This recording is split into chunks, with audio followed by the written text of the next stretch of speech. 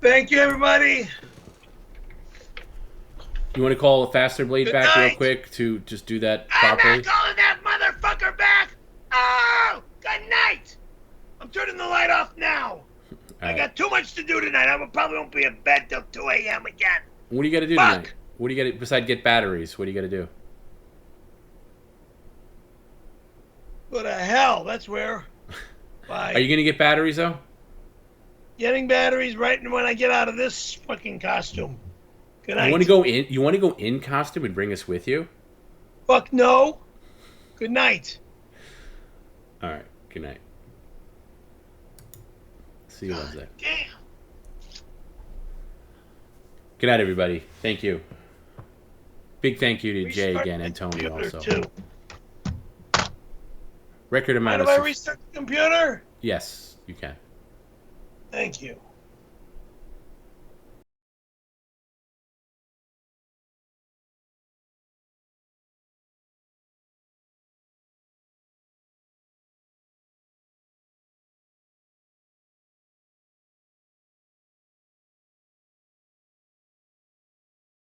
I don't think that was ever going to happen, but it was worth asking. Yes, Rick, you are 100% correct. That's what he's doing.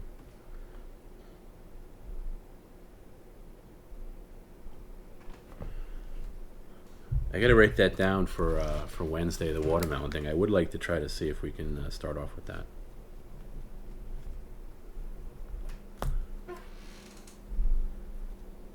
Sunday needs to start later. It did. It used to start later, but we moved it down to accommodate more people. No, there he goes. For good. What am I wearing, Faster Blade? Well, since you asked, I'm wearing a new pair of shorts that I bought from the Gap. I don't normally shop at the Gap, but I had a gift card, so I bought these shorts. And I'm wearing this really nice, soft blue T-shirt. It's very nice. I like it so much. I want to turn it into like PCL merch.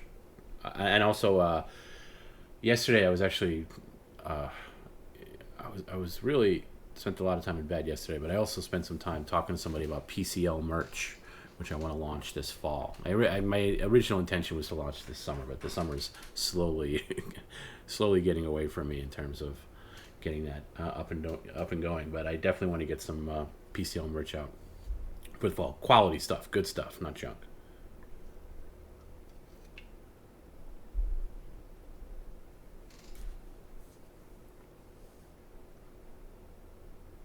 I do also believe that every and I said this earlier about the like I had a couple people message me. Were you being serious about the eggs for the VIPs? Yes, I was. I think every VIP should get their own egg.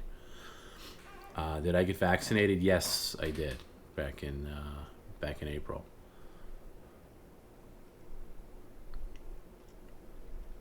No love for cinnamon life. I'm not really into cinnamon cereals. I'm not a big cinnamon cereal guy. So no.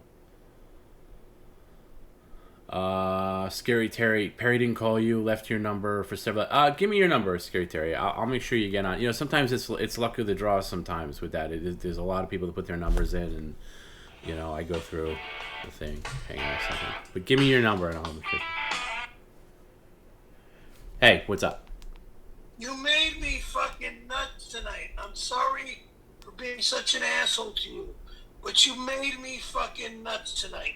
No, Please don't do this. I didn't make you nuts, Perry. I think you did good up until the very end, and you got a little worked up with the faster blades call. But overall, you were really good tonight. You were actually a version of yourself that is very rare for us to get. So you were agreeable for the most part.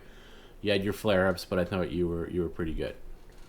I wanted to ask you a question, but you signed off too soon. Is there a price that you have that we could go with you to CVS to buy the batteries dressed as in the genie costume? $100. $100 will get it done. Whoa. Dressed in the genie costume?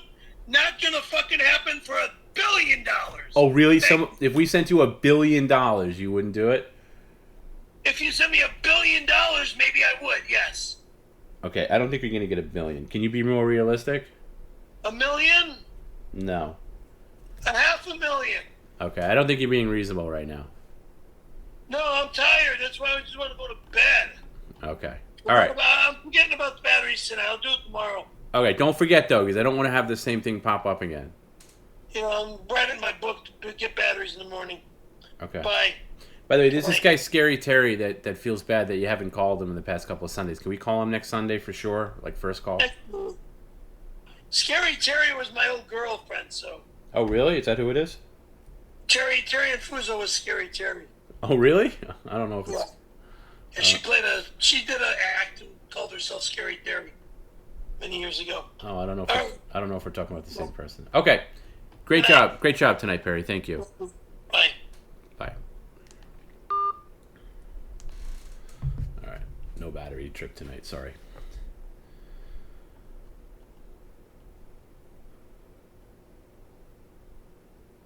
What does he actually do when he says he'll be up to 2 a.m.? That's a good question. I don't think he's actually up to 2 a.m.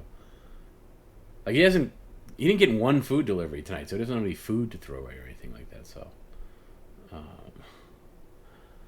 Raccoon's Money says, at TomB, I will steal everything Perry cares about. Wow. Eventually he will blame you. Liz says, I love TomB. I love Liz. Thank you, Liz. Great job on the genie costume, by the way. Really fantastic work. Really, really good job. And I'm sorry if I seemed dismissive about it on Friday. I was always going to cycle back to it, but I'm glad we did it today. So thank you for that. Matt Luna says, thank you, Tom, for babysitting duties with Perry. Oh, you're welcome. I think it's necessary. Spelling says the 2 p.m. start has been working for you. Good. I think 2 p.m. is about right. It's hard to make everybody happy, like, across the world with the start times. And they have to be realistic, too. You can't start at like 8 a.m. to accommodate, Japan or whatever.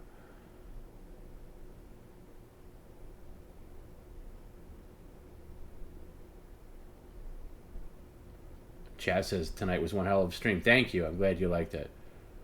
PCL cereal shirts. I'm definitely on board with that. There's some good ones in the Discord.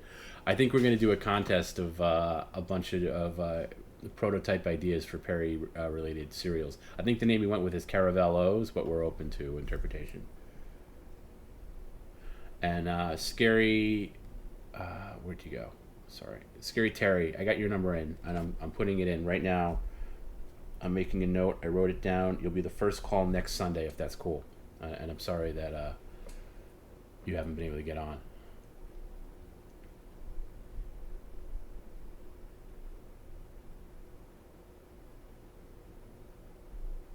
I hope you don't get a lot of calls because you put it in the chat, but I'm sure people are cool. Oh, you do an amazing Scary Perry impersonation. Good. I'm always looking for that.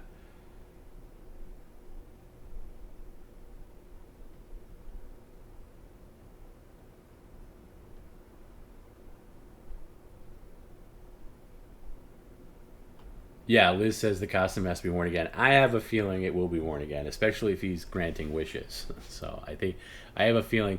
Normally, I don't like to do the costumes back to back. I did it with the Skittles man because he missed a mail pickup of a bunch of Skittles on the day he was supposed to do it. So I figured we get another play out of it with that. I think we can get another play out of the genie costume at some point. So for sure. Weight loss update, spelling, I don't know. I haven't weighed myself, so I'm doing it, half-assed. So I'm mostly dieting, except when I'm not. Like last night I had pizza, okay? That was the first time I had pizza in a while. During the week, I'm trying to do what I did a couple of years ago when I had a nutritionist and a personal trainer who was both, actually. And I'm in touch with him again. He doesn't work at my gym anymore because of COVID. He took a job as a real estate agent, actually helped me get the house that I'm in now. So we're very close. We're good friends, and he's been helping me out, just giving me advice and stuff. So basically, breakfast, if I wake up for breakfast, I I'll have a couple of eggs, like scrambled eggs, maybe with a protein, maybe not, and then a couple hours later, I'll go to the gym in the interim. Like I usually go late morning, early afternoon is the time I can get to the gym, and then after my workout, I have a protein shake, and it depends. Sometimes I'll go swimming after. It depends on the day. Normally I don't have that luxury of time. And then for dinner, it's been like burrito bowl or sashimi, shit like that. It's getting expensive because eating healthy gets expensive. But that's what I'm trying to do. And I say try, operative word try, because every day is not the same. I'm trying to stay away from sugary drinks and shit like that. So anyway, I'm on the path, but I'm not gonna say that I'm doing anything great. I've been afraid to weigh myself because sometimes you get dejected if you are trying to like lose weight and like get into some kind of decent shape. It's very disappointing, like if you're like 2 weeks in and you weigh yourself and it's like a marginal difference. So I haven't weighed myself. Bill Axe says this was an epic stream. I'm glad you agree, Bill. And I'm sorry. I hope Perry didn't wake you up on that second call, but it was nice of him to check up on you. Jay Gans to Tom, how long have you been with Perry, and is it a challenge, or can you handle it and make sure you're okay as well? I'm working with Perry like long term. I don't know. Wow, it's been a long time. Um, let's see. Jeez, it's been over 8 years.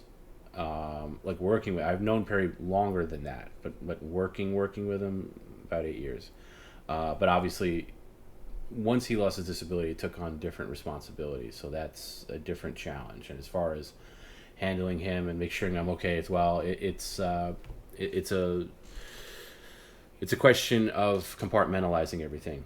And I think I've become very good at that over the years. I think when I first started out with him, I wasn't very good at that. And, you learn things along the way. Even with the stream, you learn things along the way. You learn what works and what doesn't work, and when things need to evolve and things like that. So, yeah, hats off to Faster Blade.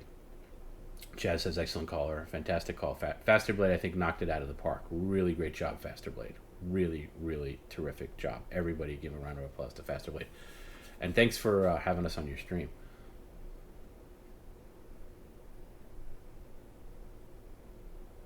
How's the YouTube upload schedule look? It looks pretty good. Once I get through a couple of problematic ones, I'm going to try to get another one up this week. Past week or so was really tough because every day I was like, I had a lot of installation things at my house. I just didn't have the time. I didn't even have my office set up, my makeshift office set up during the day. Like I had to take it apart and dismantle it while people worked in the room I'm in. So I'm getting a lot of work done and stuff. So anyway, excuses aside, I'm hoping to have the next YouTube uploaded this week and then go forward from there. It's more about just having the time to do a couple of problematic ones. And when I say problematic, like ones that have a lot of notes and technical glitches that I got to sort out.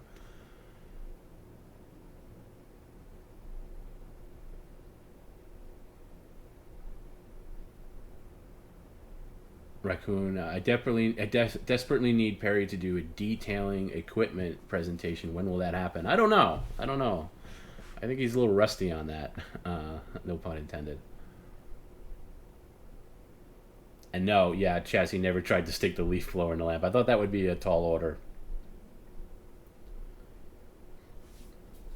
Gramavello, it would be great to see him in costume in public, especially if the tipper could decide his response to anyone that comments to him. Yeah, I agree. There's a lot of potential there. It stinks now, at least in California, or I don't know if it's just L.A., probably just L.A., that they have the mask thing again. So him going out doesn't quite have the same effect until that's lifted. I think, But I want to do more. Like, I want to.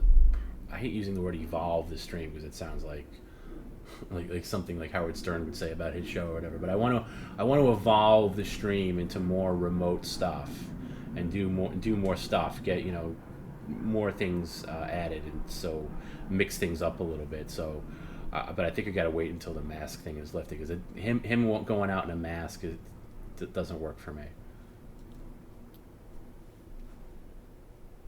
Jesus Christ, just stop eating everything. Yeah, you know what you know what the thing is, with eating is at least what I was doing for a long time is was eating one time a day, and and that sounds like, oh, you're very disciplined and you're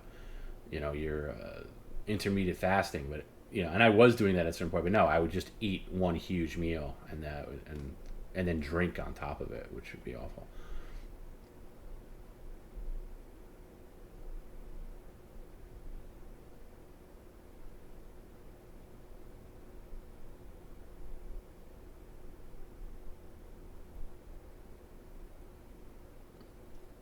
According to Perry, he's known Tom since the '70s in Palm Springs. Yeah, that's possible.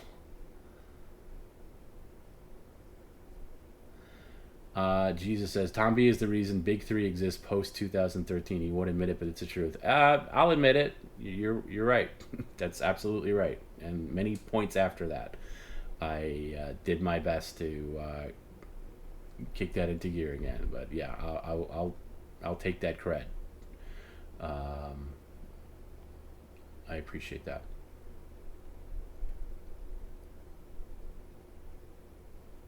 Yeah, I think good calls all around today. Garrett said great calls today. Yeah, I think all around great calls. Everybody was great. Liz, how's the tiki bar scam going? It's taking a back seat. I've had a lot of people write me like advice on what to do, and I think I just gotta buckle down on what the next action is. But I've had so many other things going on. Like I have this, not to get into any details, but I have a health issue going on that I have to deal with. Um, Probably towards the end of the summer. That's been taking up some time this week, and then just fucking house stuff and real work. Not that this isn't real work, but I also have other work that I have to do. So it's taken a back seat, but I am going to do that. And when something happens, West Most actually offered to get Chris Hansen involved with the Tiki Bar scam. So we'll see. I'll see what happens with it. Garrett asked Tom, how would you rate your summer? I would give mine a 5.3 star. Oh, so you, whew. I feel like the summer has been non-existent for me because of so many things. Like ever since Memorial Day weekend, which is technically the kickoff to summer, that's when right after Memorial Day, I went to LA for a week, and we did the Adult Swim thing and the TomB week, and then right when I got home, I started the whole process of moving, and moving takes a lot out of you. So honestly, I'd rate my summer very low. I haven't really done anything fun. Like I'd rate it my summer like a 3.1 star, to be honest with you, because I not that it's been bad, it's just been non-existent. I just haven't had any kind of I've not gone to the beach once. I've not done anything summery.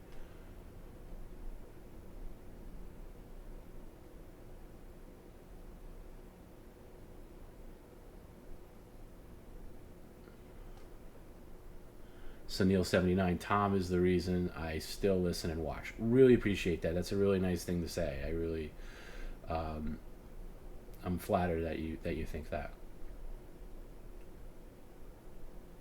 I would love to fix your tiki bar. Move to where I live. Okay, I'll work on that. I'll pack the tiki bar up.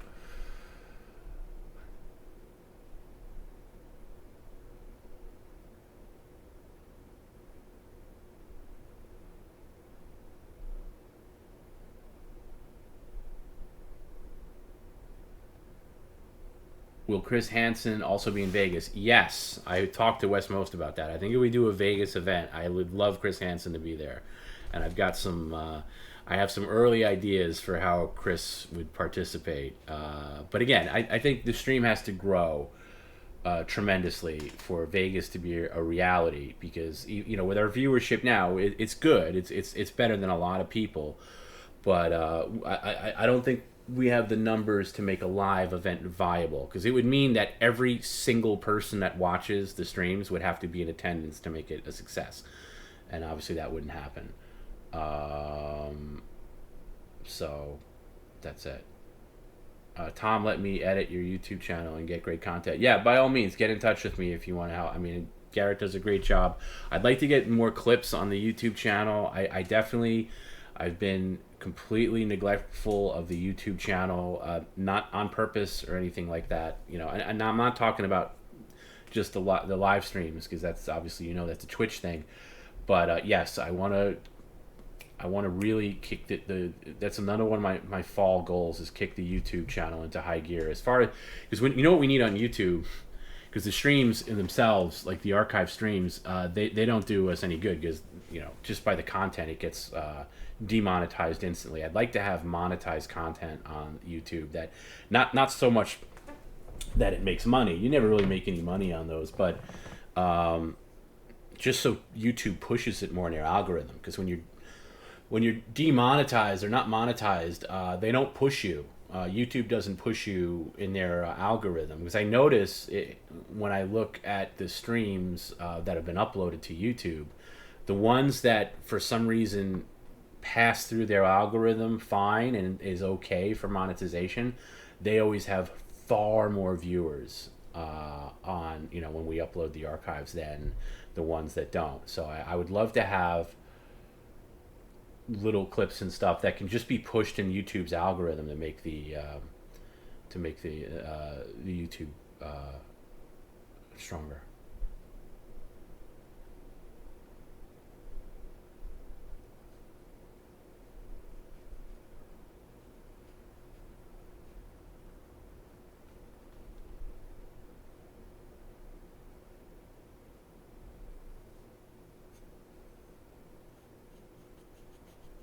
The nose knows. I've been binging old after shows by TomB on SDTP with the Morrissey intro. Yeah, How Soon Is Now intro. Yeah, those were fun. I did those for a time, mainly just because I was only interested in really interviewing Perry, but that bit went pretty deep. But those were fun. Jesus says Perry should go to Florida after Vegas. It's warm, plus Joey lives there, and Perry and TomB can use my vacation condo for free. That would be cool. I've also had offer from Chaz to go upstate. Chaz is, I hope he doesn't mind me saying, he's got a really sweet compound there that he's invited us to go to. So I think we should do that at one point. Sunday, do I still talk to Gavin? Not really. Every now and then he'll. It's funny. Gavin's a funny guy. Every now and then he'll text me, but it's always for a favor, like something I can do for him. Like relating to my, relating to my former job. I won't get into it, but I used to be able to hook him up with some things. This is many years ago. So he typical Gavin, he's always looking for a freebie or something, so hit me up for that. He's one of those friends that hits you up when they want something, but other than that, no, I don't really. I've talked about it before, how I'm kind of bummed out in the direction he's taken with his career, because I think he's very talented.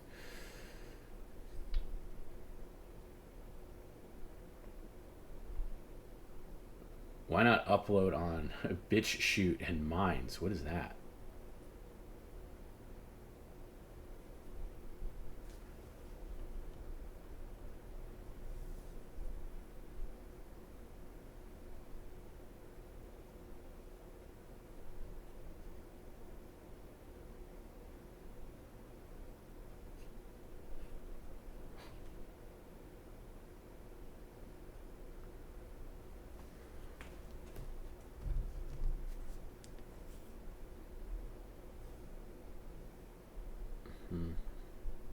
So let's see if I got a text from Perry now.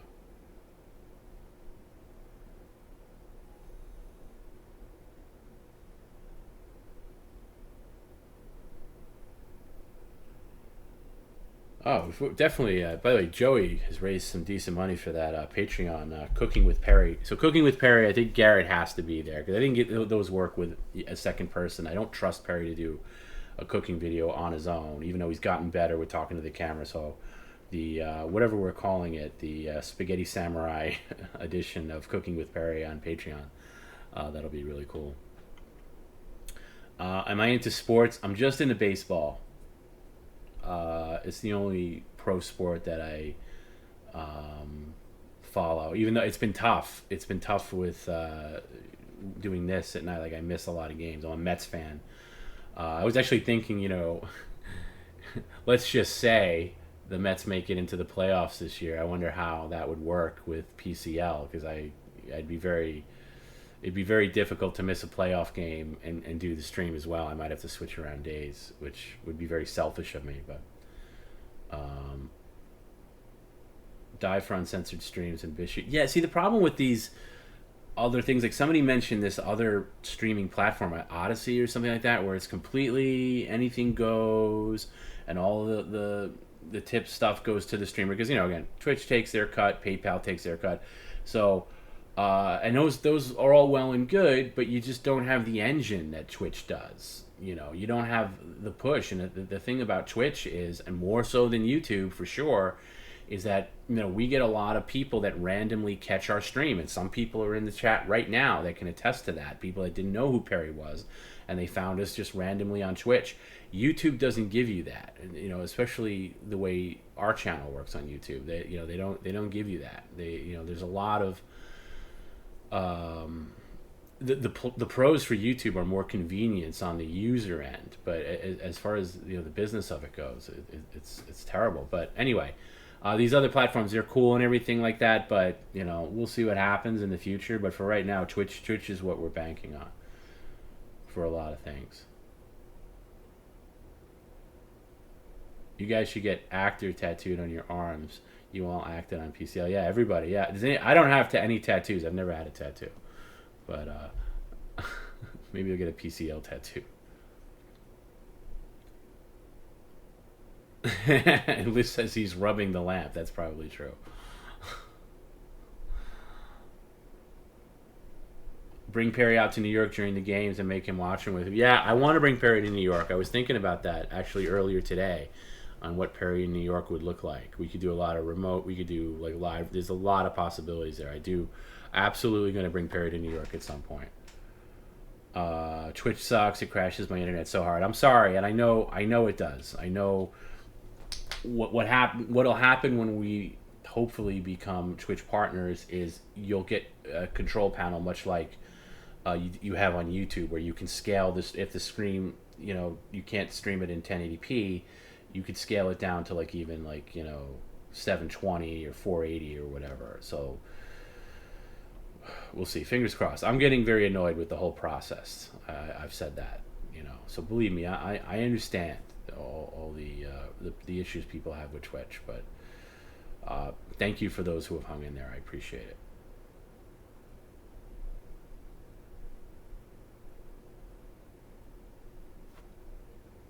Show Perry real pizza. Yes. I don't think he's ever had real pizza, as obnoxious as that sounds. Oh, you live deep in the hills in Northern California. How deep? Like where are we talking? Because I think that's a great area.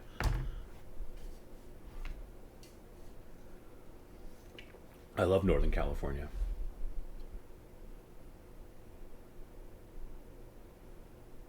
Especially if you're really deep and you don't have that strong internet, yeah, I could see why it would fucking suck.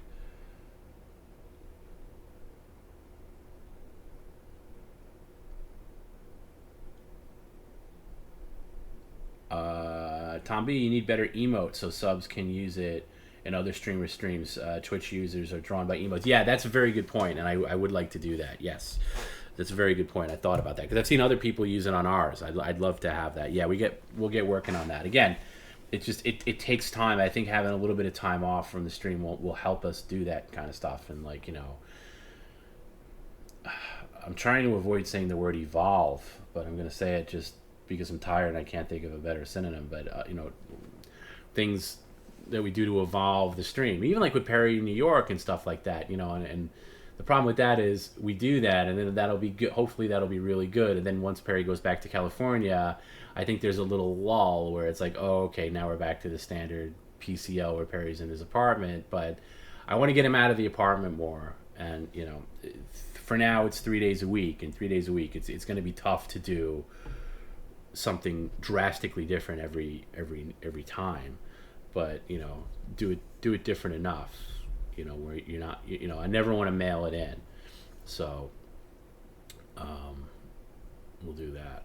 Joey Bags, New York City has the best Chinese food too. Even in New England is really good. Florida is just okay. I never had Chinese in Florida, but I agree. Boston has a really good Chinatown. Really good Chinatown. I've had some really solid Chinese in Boston. I was disappointed with San Francisco Chinatown, even though they're okay. But yeah, New York Chinatown for me, bar none, the best. But I'm saying that having I haven't been to every Chinatown in the country, and of course, you know, there could be better places. But yeah, New York City, I'll take them to all my spots, and as much live stuff as I can do. As much live stuff as I can do. We'll figure it out.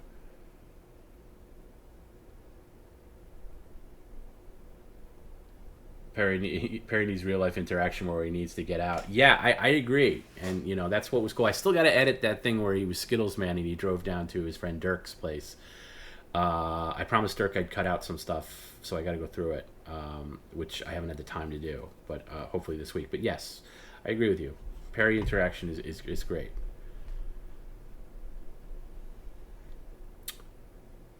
Snoop Drawings, San Francisco Chinatown is just filth. Yeah, but has it always been that way? Because I agree. The last time I was there was like, shit, 2014, I think. But has it always been filthy? Because I remember going to San Francisco to visit my aunt, who since passed away, but she lived in Los Gatos, which is, suburban. Outside of San Francisco, but I would go to San Francisco when I was a kid, and I thought it was amazing, like Fisherman's Wharf and all that, a really beautiful city. And then over the years, I've been back. I've been back in the '90s. I've been back, and the past couple of times, it's just been, oh boy, it's just been a dumpster, like really, really awful. And it's sad to see that for such a great city like San Francisco. Paul Marcy, the show evolving, and how hard is it to do 3 shows a week? Tom, you sound like Howard Stern. Yeah, I know. I'm trying to avoid saying. I know. I know. I do. I'm trying to avoid saying that because it sounds so douchey. I hate that. I got to get a different word for that. Faster, you have 3 bedrooms in New York, in Brooklyn. You're balling. if you're in downtown Brooklyn and you had a 3 bedroom, that's cool. Yeah, I think Perry should stay with you. Maybe Perry should stay with you for a night. We can. I think all the NYC PCL people should take a turn housing Perry. I think Liz has Perry for one night. Faster Blade. John Diaper has him for another night. Bill Axe has him for a night. I'll take him for a night. And we'll just we'll pass them around to all the NYC PCL crew. I think that could work. I think he could be here for a month.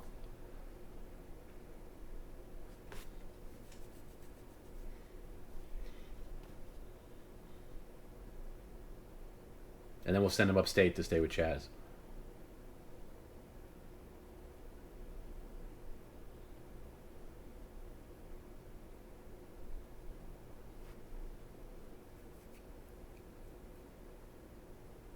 Yeah, Faster Blade will be the closer. Yeah, well, you Faster Blade, you earned your closer status tonight. You definitely.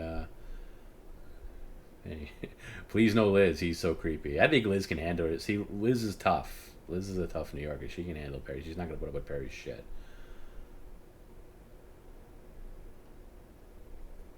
Although Liz, I will give you my Perry taser if you do agree to take him on. Marin County is amazing, just north of San Francisco. Yes, definitely agree. And Alameda is a cool island between Oakland and San Francisco.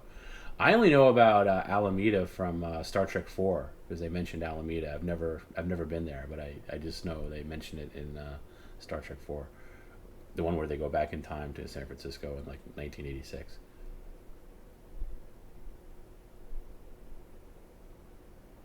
He'll gyrate on. Oh no, Liz, I won't allow that. I won't allow him to do that. Maybe we'll have to have a bodyguard or something like that. Sorry, I was just spitballing. Maybe that's a bad idea. I would never put Liz in harm's way.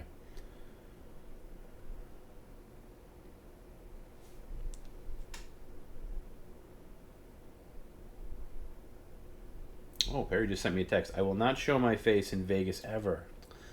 Why would he? Why would he say that right now?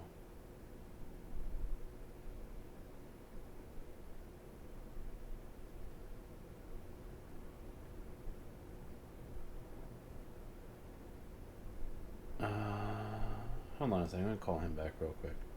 Sorry, and I have to end this eventually, but I'm just curious why he.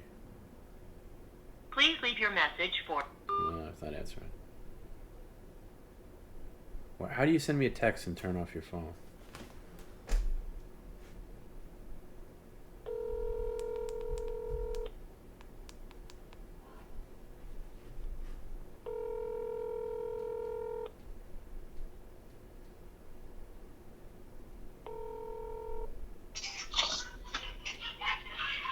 Yeah. What's going on over there? You got the volleyball. Oh, USA 21, Italians 15.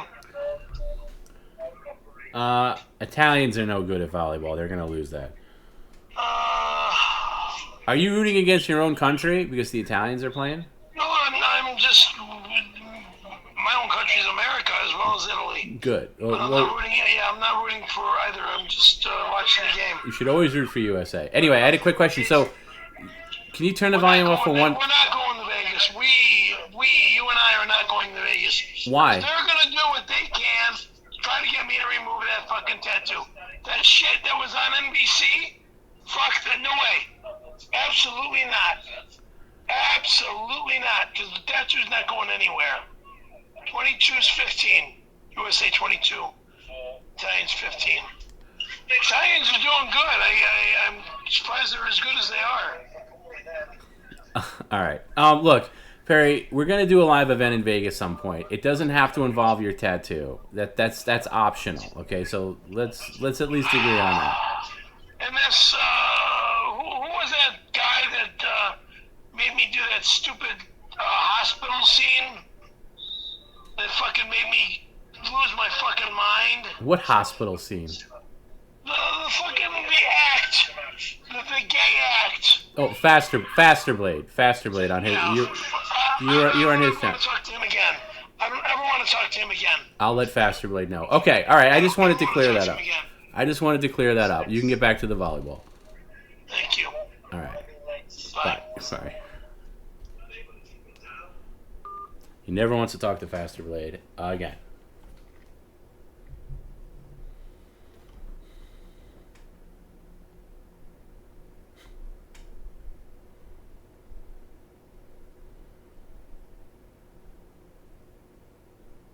Wait until I get on the phone with Perry. I might be the best Perry impersonator ever. By the way, Scary Terry, who are you messaging to get your number to? Because I checked the bank that we normally have the numbers in it. We've never heard from you. So I don't know who you were messaging to get your number. Maybe you weren't going through the route, the right people. But I looked tonight to see like all the numbers that were in the pool, and yours wasn't in there. So we'll get that sorted out next week.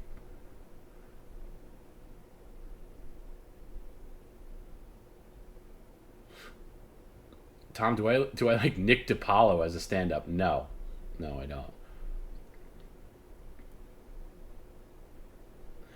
But to add to that, I don't like most stand-ups. I think I've spoken about this quite frequently. I hate stand-up comedy. I hate most stand-up comedians with a passion, with few exceptions, very few.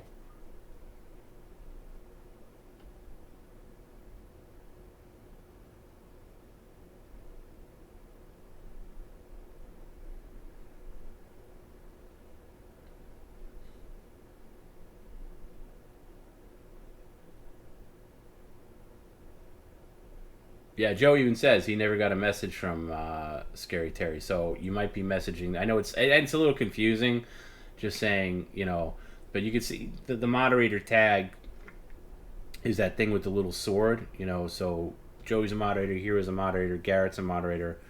The @Perry Caravello live account is either myself or Scott. Mostly Scott more than me because I sometimes I'll interact with it during the stream, but it's rare. Because I just got so much stuff to do. But yeah, that's Joey. Joey's really the guy to go to because he's the one that filters the calls to me, the numbers to me. He does a great job at that. Does a great job at everything, but he does a particularly good job at that. And and he says point out Discord's also, if you're not in the Discord, you're missing out. Go to the Discord and go to and I say Facebook. I know people hate Facebook. I hate Facebook, but there's very few reasons to be on Facebook these days. But I really like. I think the Perry Caravello Live group is great for that. So to be a bigger part of the community. TomB, who's your favorite Irish comedian? Mine is Patrice O'Neill. Yeah, Patrice O'Neill. I think they're still raising money for his family. I think his family must be billionaires by now.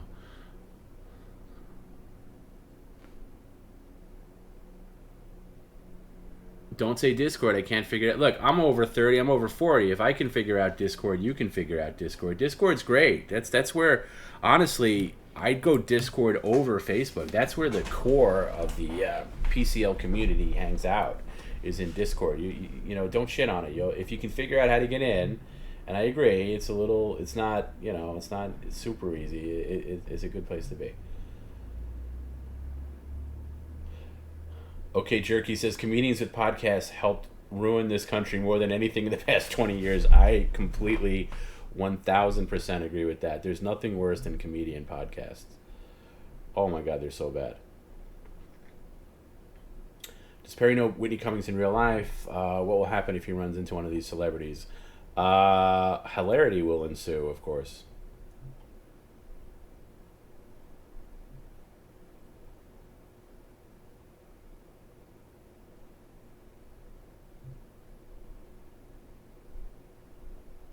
Robert, you had trouble with Discord. Robert, you would love Discord. Try to get in Discord. Somebody help out Alice the cat. That's Robert, a really good friend of mine. He would be perfect for Discord. He loves PCL.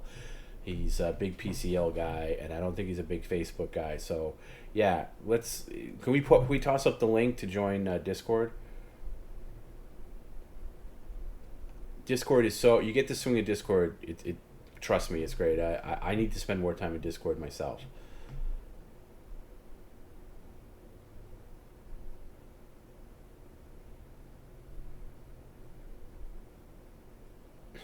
Jesus Christ, every comedian podcast is just pop culture and their personal lives. It's so terrible. I don't even know if it's that. I don't even know if it's that anymore. It's them talking about their craft and how they killed, and all their fucking road stories, which are unbearable.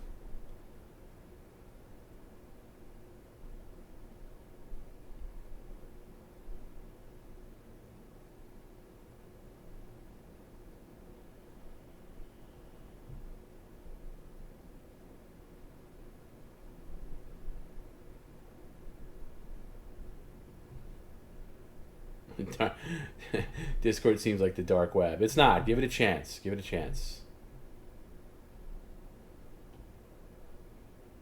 Yeah, and like Danko says, Discord's cool, but it's a bit to keep up on. You don't have to keep up on every little thing. Like, don't have OCD about it. You just go in and you catch what you catch, and that's it.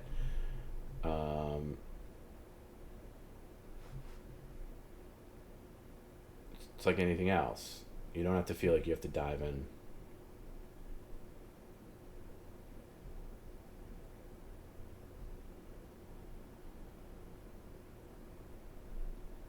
Liz says that you're in Discord, but it's only for gamers. Nah, it's not. It's not really only for gamers. There's a lot of gamer people in Discord because I think Discord was born out of like gaming stuff. So a lot of the hardcore PCL guys are gamers because that's the medium, Twitch and Discord and stuff like that. But don't let that intimidate you. I'm not really a gamer. I mean, I play Nintendo stuff, but I wouldn't call myself a hardcore gamer.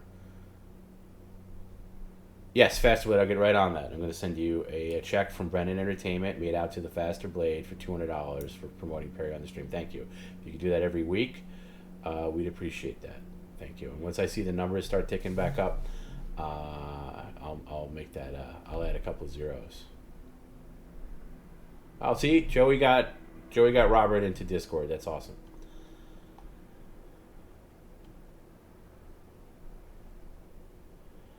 But it's cool. It's nice to have a place to like hang out with PCL people, whatever, and whether it be, not even to say whatever, but whether it be Facebook or Discord or there's also Reddit, but that's a whole other kettle of fish. I find that Reddit, and I use Reddit quite a bit for other things, like I'm looking up like stuff like technical stuff, like house stuff. I was even like looking up like grilling stuff, and there's a subreddit for everything. But when it comes to content, like subreddits on content creators or anything like, you know, podcasts or things like that, people get a little fiery as far as like, you know, this is how the show should go. So there's a lot of contrarians on any subreddit. Ours is actually not that ours, like we I don't think that there's not really an official Perry subreddit, but the Perry Caravello subreddit is actually pretty good compared to most subreddits, like where people are just like are vicious or whatever. Ours I'd say is pretty good. A lot of people like to air grievances. There's a certain type that goes on Reddit. They especially like age-wise, and also people that just hate Facebook, whatever, and that's their platform, and that's where they air their stuff. But somebody says Danko says nerds use Reddit. Yeah, it's very cool. But I'll dive into Reddit. Like if I'm doing a Google search for something, I'll be like, what? Like I was looking at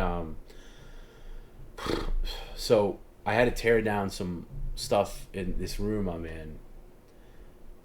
I also know I'm a lot less echoey in this room because it's hard to explain, but this room was like built a strange way. Like the ceiling was concaved in a way, like it had this weird thing. And to get air conditioning installed, I had to knock it out. And while part of the wall is knocked out, I'm using it as an opportunity to wire some stuff for like speakers. Without rambling on too much, I was looking at Dolby Atmos speakers to install in my ceiling. Since I have the ceiling kind of opened up anyway, now's the time to do it, since I'll have the wiring up there anyway. So I was like typing in Reddit, like Atmos speaker, placement, blah, blah, blah, Reddit. And I just came across a plethora of information on Reddit. That's what Reddit's great for. But I'm not a Reddit person. I read Reddit. I very rarely participate in it though. But I'll glad.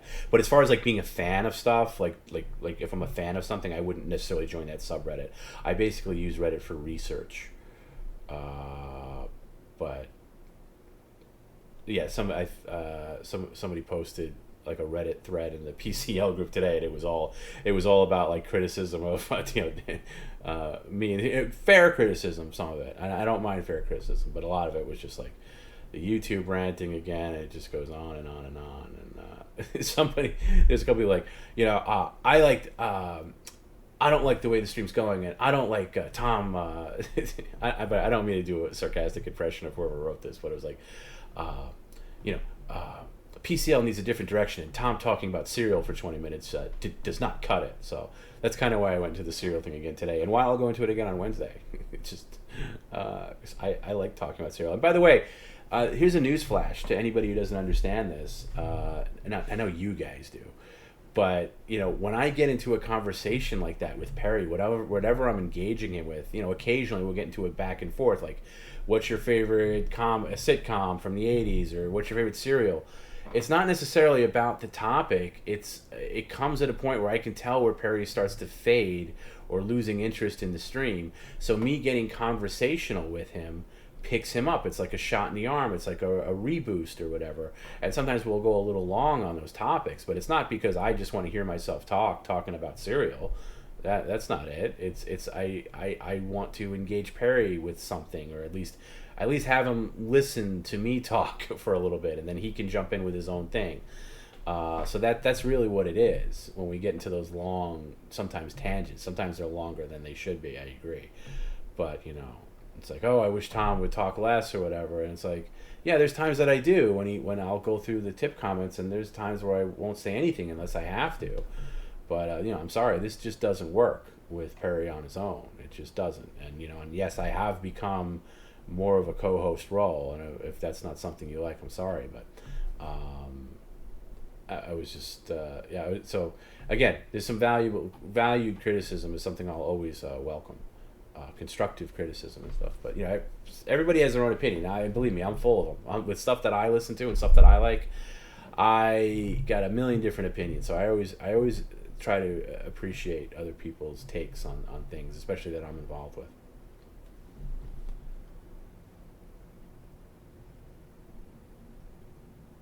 Do I have sound dampeners on the walls? No, but it's funny you say about sound dampeners. I don't have a lot of space in this room for sound dampeners, But I was wondering if there was a sound, and maybe you would know this because you're like a construction guy. Like, yeah, like there's insulation like sticking out. Now, maybe I'll show some pictures in Discord of what this room looked like at first and what it's kind of looked like now. It's that now that it's like basically half the ceiling is taken out right now, and a lot of it was to accommodate. It started off accommodating air conditioning, and then it was just like fuck it.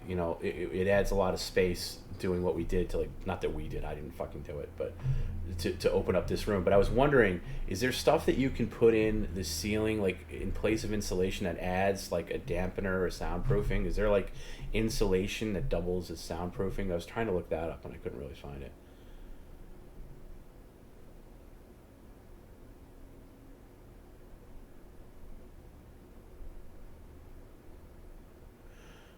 Gigans2 at Tommy. Very few people call me Tommy, by the way. I do like. There's like only females in my life call me Tommy. It's like an affectionate term. Like my mom calls me Tommy, my sisters call me Tommy, and my cousin calls me Tommy. Very few people call me Tommy, so it's always interesting to see Tommy printed out. But I am Tommy to some people. I may not know you, but you are really working well with Perry, and I can't imagine how hard you work with him and his challenge, but I'm very thankful to watch you guys, and I would call this a good life experience. That's really sweet, and that's thank you. It is sometimes a challenge. You can hear it in my voice sometimes where I'm telling him to sit down. Sometimes I'm trying to let him breathe a little bit when he gets storms off, because I feel like maybe he'll come back without me yapping at him sometimes. So I'm trying to learn that along the way too. But thank you. Yeah, it definitely is a challenge. It definitely takes a lot of work. Some days more than others. Today he was mostly perfect version of himself today.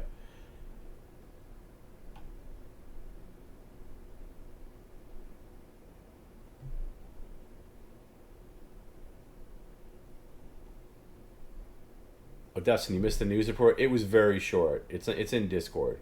It's in Discord if you want to see it.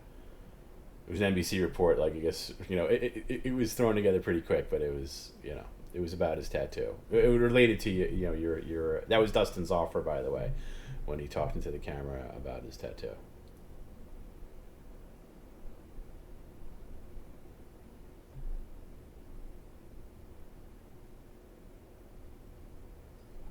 Chow Chow says some people hate cereal. Yeah, and I'll tell you what, I don't have cereal. It's very rare that I have cereal. Very rare, but when I do, I like to have some thing. Garrett, by the way, Garrett had the comment of the year in that Facebook thread, and I didn't want to chime in necessarily, Garrett, but I agreed with every word you said. Good for you. Yeah, I didn't get sucked in because it's a losing battle. I don't want to really get sucked in unless somebody like that one asshole who threw in a comment tonight, and he was in that Reddit thread. Like, and I can smell him a mile away. I kind of know how he types now. I know there's keywords that he says where I know it's him. And to the people who know what I'm talking about, this guy's been emailing Perry for years, contacting Perry in various methods, like basically. And I could say this now that Perry's not here. Like this guy who I forget his name. He goes by so many different names, but he was on that Kiwi Farms thread, and and I don't pay any attention to that because it's just he puts himself out there like he's some insider, which is nonsense. But he's been emailing Perry for so long, and he goes back and forth. He's like, Perry, with Big Three stuff, even going back to that, like Tom and Don are working together. Hugh A. Craig is not real. It's really Tom getting information on you, and Mole is not real. Mole is this guy named blah blah blah, and JQA is not real, and it's all a lie to make you look stupid. When are you gonna realize this, Perry? You got to get away from these people. Now it's morphed, and then over the years it's morphed into more anti-me stuff. Where he was got Perry, you need to get it. It was more anti-me and also anti-Don at the time the guy was writing. Like Tom and Don are screwing me. You got to get away. I can't believe this. And then he'd write me. Every now and then he'd do a long, like, illiterate rant to me. I have most of them screenshotted just because there was a couple of times it was, like, downright threatening. Like, basically, I hope you and your family die and stuff like that, and, like, you're a sick piece of shit. I mean, really, really, I don't know what the fuck. I must have been an asshole to this person at some point in time to set him off like this. Whatever. Who knows? But it's the same guy all the time. Now it's more morphed into, I've talked about, like, he's emailing, Perry, like Tom is Tom is stealing from you. Tom is, which is a joke, by the way, because I'm the one who went near bankrupt supporting him, but yet somehow I'm stealing from him, and or the streams are bad from you. You need to get away from PCL. It's terrible, and then he'll take screenshots of like the Discord of me and like Faster Blade talking, and then computer graph it to make it look like we're getting, and it's just so stupid. Or like, your sister-in-law is not really on the stream. Your sister-in-law here's a part of Discord where they're talking about pretending to be your sister-in-law. On and on and on and on. It's the same guy, and he's like, and again, I know him well enough to spot him a mile away. So I don't do very much stuff on Reddit, but I did see him post today, and I was like, it's an insta ban if I see him open his mouth on anything that we're doing. He's fucking deranged.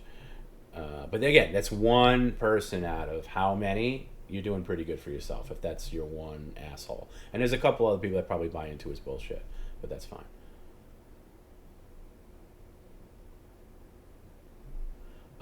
Jesus Christ says, I totally missed the streams when TomB was totally silent. Perry seems to be so much more completely unhinged. Totally. Yeah, but again,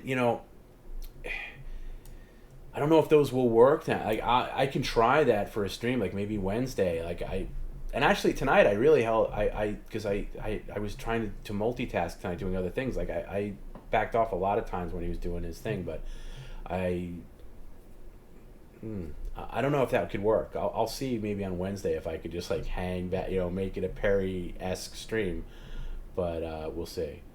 Sanel79, thanks so much for everything, Tom. Thank you for being here. Oh, Tony Pandoloni's here. You guys are awesome. Thank you. And I want cereal now. I'm eating pizza. I wish I was eating. Yeah, see, this is what sucks about Sunday for me. Sunday starts at 5 p.m. for me, and I always miss dinner. And I didn't really have much to eat today, so I'm starving now. I would murder a pizza right now or cereal. I don't have either one.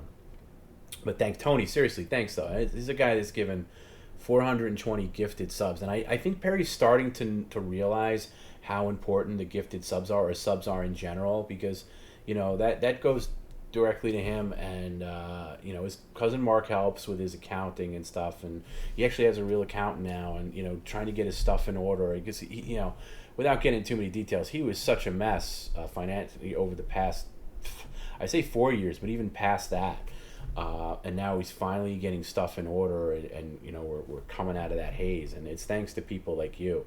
So really can't express my gratitude enough to you. I know we talked about it a lot on the stream, but it's enormously gratifying to me, especially where I think about where things were a year ago compared to now. It's just such a night and day difference.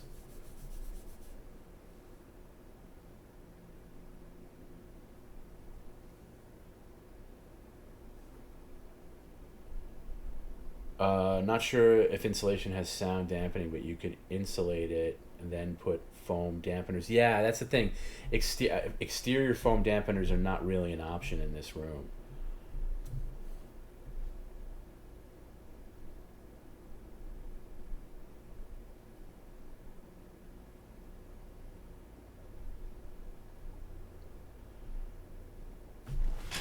Staple moving blankets to your roof and walls, but use a heavy-duty stapler.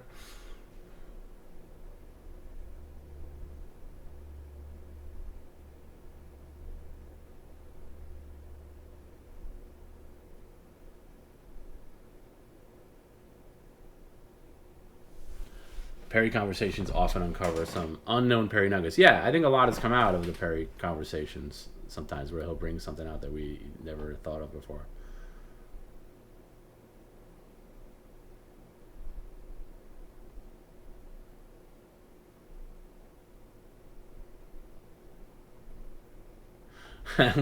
Johnny Bear says, let's talk about how bad Captain Crunch cuts your mouth. Yeah, I think that's kind of why I go off. I mean, I haven't had Captain Crunch in years, well over a decade.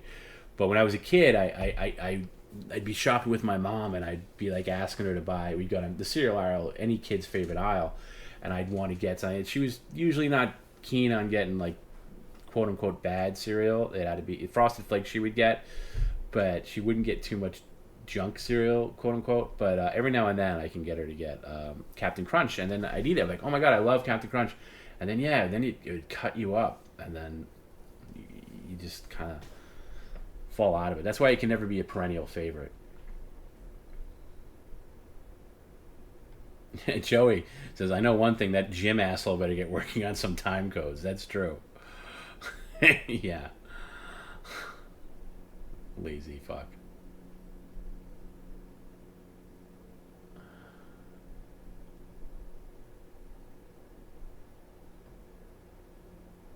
Danko says, I'd be interested in reading the rants of a Looney Tune. I have those old screenshots. I'll happily send them to you. You can see at least the ones that I've caught in recent years. Him writing, and he always has a different email.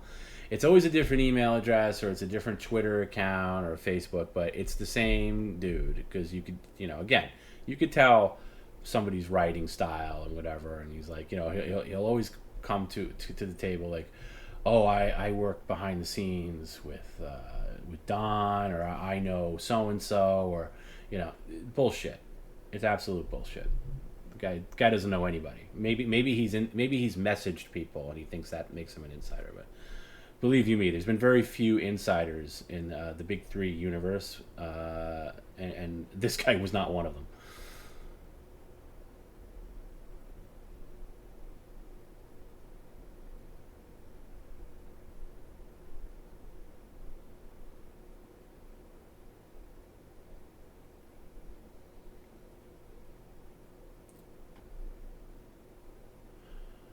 Oh, Liz, good night. Sorry. Yeah, you have a suntan that hurts. I wouldn't know what that's like. And you're fading. Good night. Good night, Liz. Sweet dreams. I'll talk to you later. Thanks again for the genie costume, Liz. Super awesome. I'm glad we didn't do it Friday. I'm glad we did it tonight. And really awesome. You've been such an amazing part of PCL since you joined, and you really earned your VIP stripes, and we all appreciate you a great deal. Faster Bud, can you order some food for me? Nah, I don't want to make you do that, Faster Bud. I probably shouldn't be eating at 12:30 in the morning. I'll have something. I don't know. I'll see what I got in the fridge. Not much, but thank you. That's a nice offer. But no, I shouldn't be eating anything.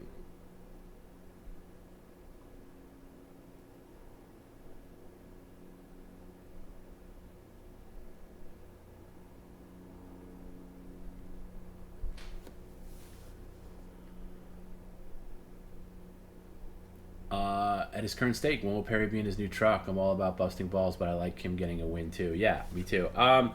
Seriously, I don't know. I mean, I really want to get him that truck, and figure the money that comes in from Twitch. Again, keep in mind, Twitch takes a huge cut out of everything, including subscriptions. You get a little better deal when you're a partner. That's another bonus to being partner. But between that and Patreon, even a little bit,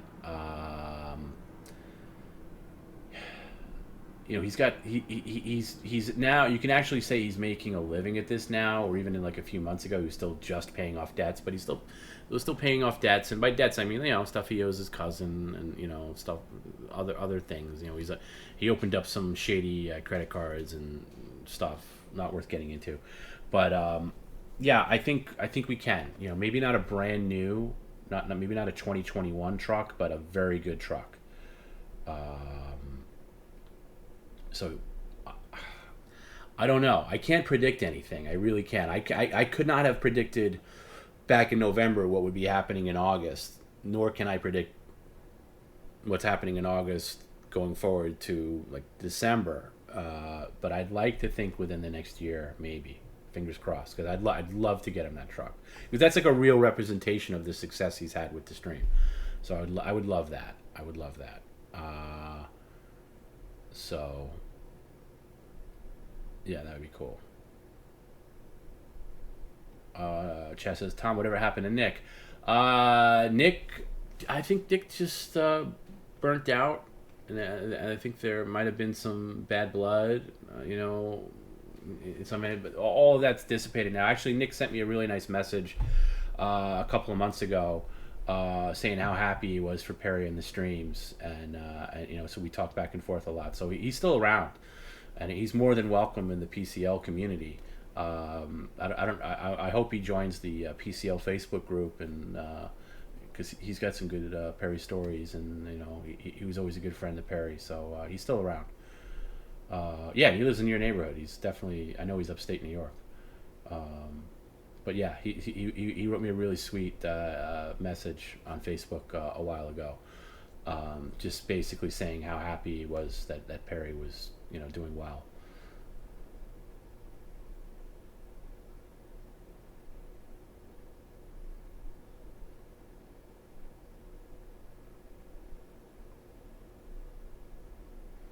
You can use staple. Okay, getting back to the room treatment, you can use staple moving blankets to 4x8 sheets of OSB and screw them to the walls and ceiling lightly. Okay, you're talking over my head.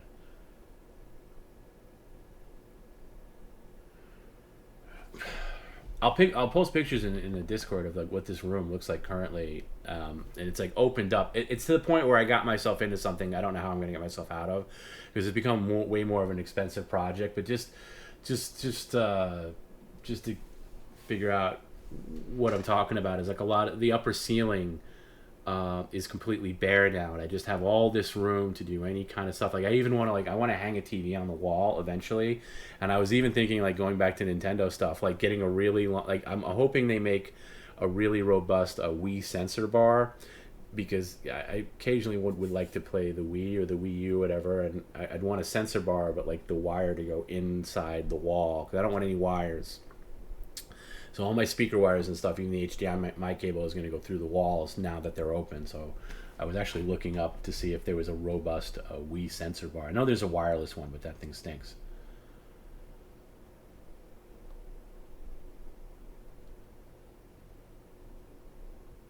Oh, I'm definitely. By the way, geez, I'm definitely gonna have insulation. He's saying that not having insulation will allow cold heat. Yeah, no, that's not having insulation is not an option.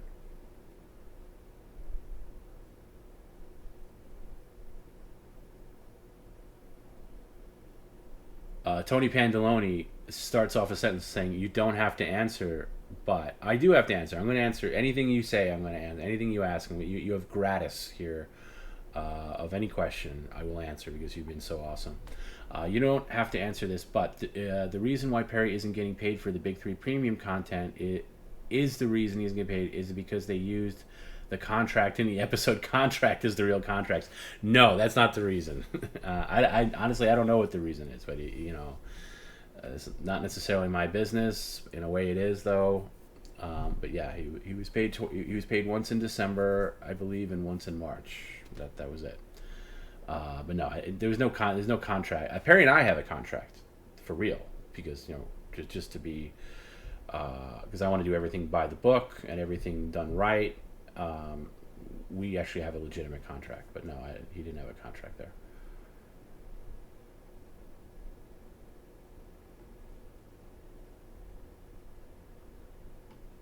TomB wins the next stream. Next stream is Wednesday. Wednesday at 5 p.m. Pacific. Oh, Joey just answered that for me.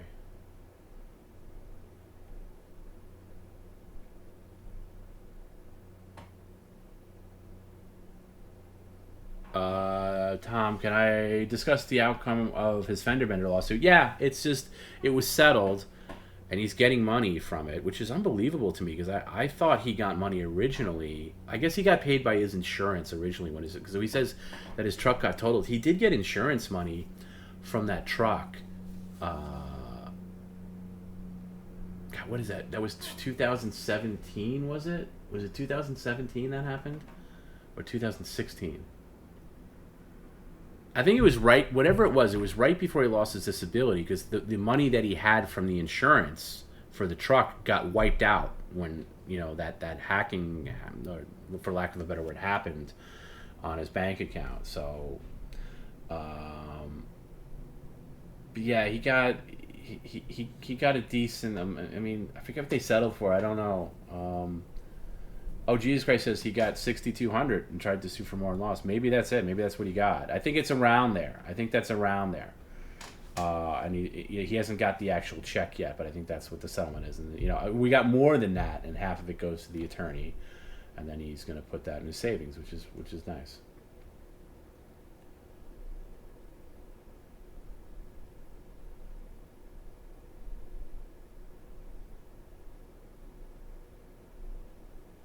Jesus Christ says, I don't think Big Three makes any money, to be honest. That's not true. Big Three Premium makes money. And I don't know how accurate the Passion Project thing is, but whatever. It's not my concern. What objects can I steal from Perry's desk without disrupting the stream? That's a good point. Anything he touches, I can't really see what he's touching, but like whatever he's touching during the stream, like there's little, I don't know. He's always fidgeting with the desk, and I don't have that angle to see what he's exactly fidgeting with.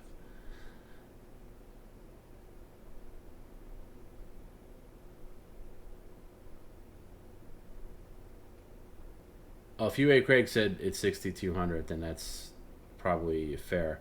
But I feel like it might be a little more than that, to be honest with you, because I think it was redone. I think it was renegotiated at some point since that initial report.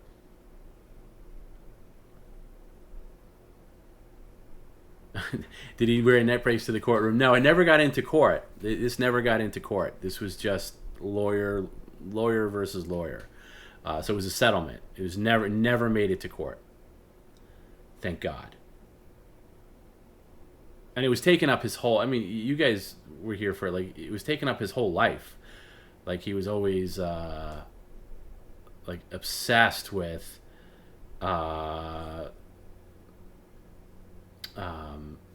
this lawsuit. Anytime the lawyer called, he ran right over there, prioritized it over the stream, to the point it was getting ridiculous. It was just annoying to a point of ridiculousness. So I'm glad it's over at that point.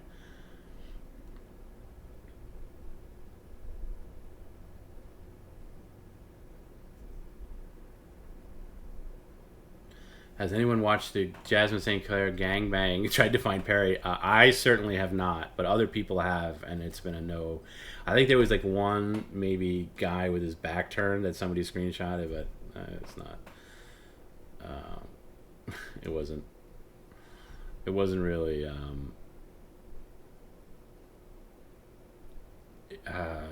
definitive whether or not it was him.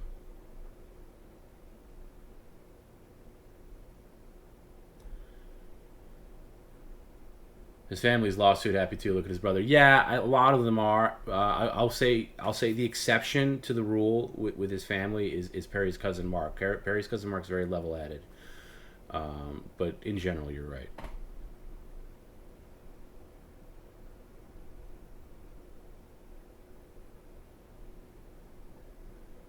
And Mark's kind of a blessing for PCL, because he does watch. He doesn't stay up late. He doesn't watch the whole stream, but he sees enough to he's like, hey Perry, why didn't you do this? Why didn't you do that? Why didn't you do that? So he's been really a godsend to.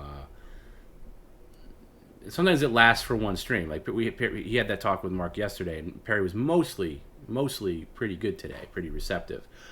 That'll fade away by Wednesday. We'll probably get a different Perry, and that's the other thing too, is you're always going to get a different Perry. Like today, and scientifically or mathematically, you can break it down. Like this is version, this let's say this is Perry Prime. Here, Perry Prime was today, and then you'll get Perry Alpha on Wednesday, or Perry Alpha 6 on Friday, and all we can make a chart of all the variants of what the Perry behavior is. Like mostly agreeable Perry, some flare-ups is, let's say, Perry Prime, and then all flare-ups is Perry R whatever, and then we can break down the different versions of Perry, and then do a pie chart on what you get on what days, and how long does it take to get back to Perry Prime. You can really make yourself crazy thinking about it, because he's not the same every stream. He's just not. His attitude towards the stream, his attitude towards you guys, his attitude towards me changes. Faster Blade, who's Mark's favorite VIP? Well, I'll tell you what. The only person he mentioned in that call was Chaz, and I don't know if he mentioned Chaz by name, but he said you owe that guy. Mark said you don't know how to shotgun. He's like, you owe that guy a shotgun. That was from Mark because Perry relayed that to me. So I'm gonna say Chaz is his favorite VIP because that's the one he directly referenced, and I actually told Chaz that prior to. I think I told him that last night because I was blown away by it. I was like, yeah, Mark. You were mentioned. Like Perry got dressed down by his cousin Mark tonight, and you were mentioned. So that's like a badge of honor.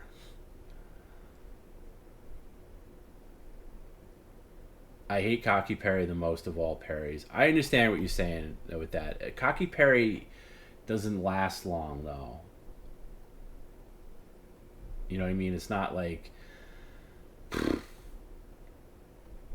there was one stream. I forget what it was. It was like the demonic, whatever we called it on YouTube, like the demonic fish stream, demonic fish possession stream, where he was just nasty and surly and just there's that line that gets crossed where it's like it's no longer funny. It's just like it's exhausting because he just blows up every 2 seconds, but it's nasty blow ups, if you know what I mean.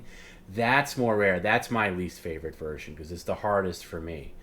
I don't even know what I would call that. Demonically possessed Perry is my absolute least favorite version of Perry. But thankfully, it's been very rare. Very exceedingly rare, I would say.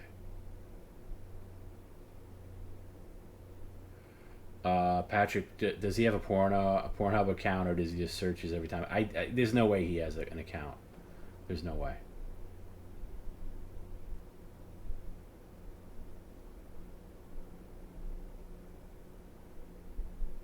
My observation, if he starts cranky, he stays cranky. If he happy, and so on, detours, but returning to the center. That's interesting. I'd have to pay attention to that. I have not thought about that. If he starts cranky. He hasn't started cranky recently that I know of.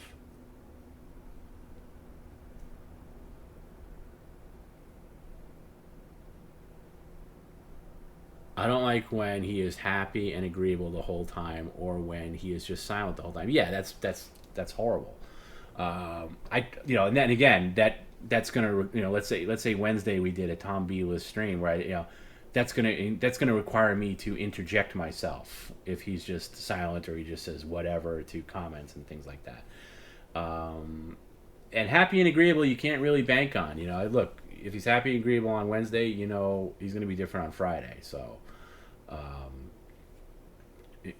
He's also a human being, a very unique human being. But you're not gonna.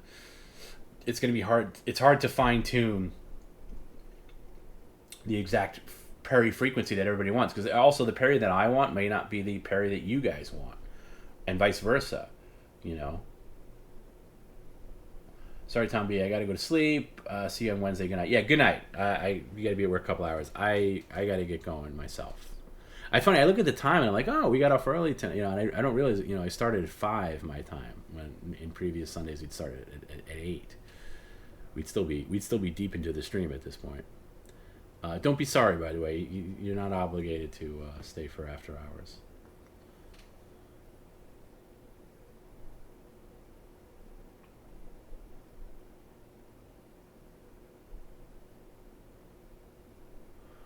But when you interject and only he can hear his body language, yeah.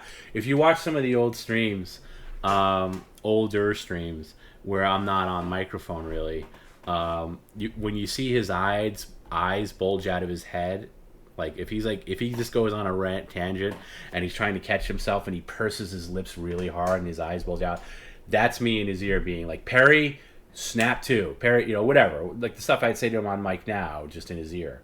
Or sometimes I'd be a little more aggressive, like, Perry, you son of a bitch, or I'd use a stronger word, but snap to, like I'd say keywords to kind of snap him to, and then he'd get those bulging eyes and stuff, and that's him reacting to something I'm saying.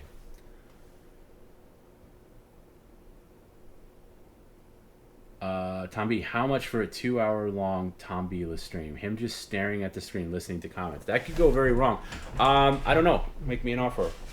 I'll be Perry. It better be. You better pay big. You better pay big. $1,000 minimum.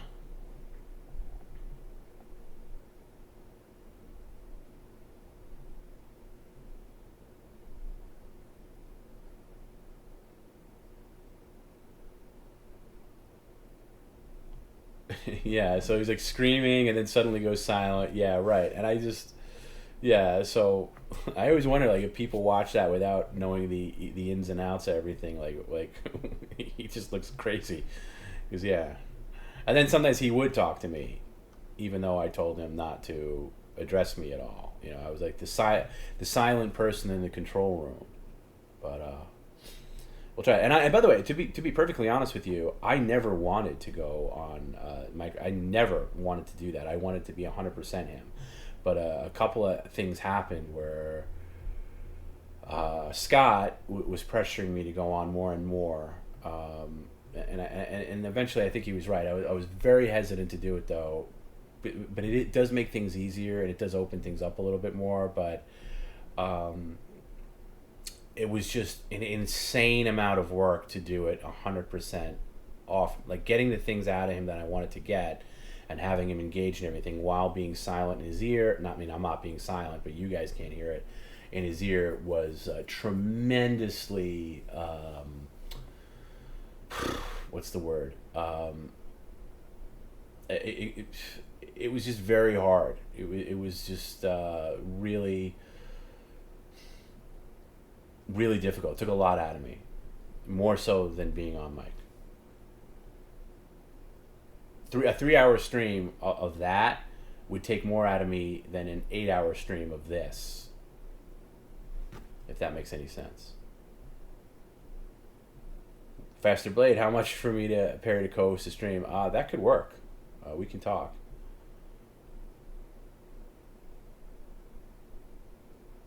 How much for an alt universe PCL night where I play Perry the entire night? I'd have to do that on a separate stream or something like that, where people weren't sending in comments, because I think people would get upset at that. But that'd be rough on my voice. Even doing it on Friday, doing the fake voice Perry, I felt it even the next day. Like that was murder on my vocal cords. Tony, how is Perry in a professional setting talking to people like the Adult Swim shoot? Do you just do the talking? Because he seems like he would just start ranting to the point where it's like, okay, Perry, shut up, I got this.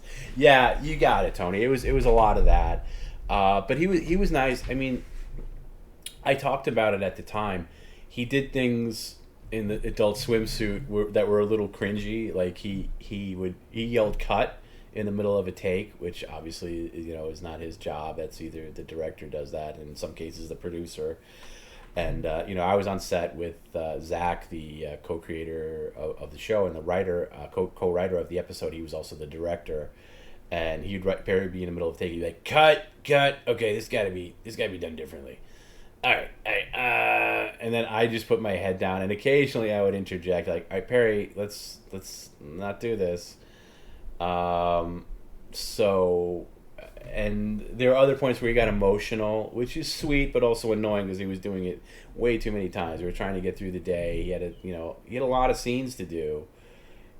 Because again, his stuff's all live action. He's not voiceover. And he'd be like, I just need to take a moment. I'm just so honored and thankful for all you people.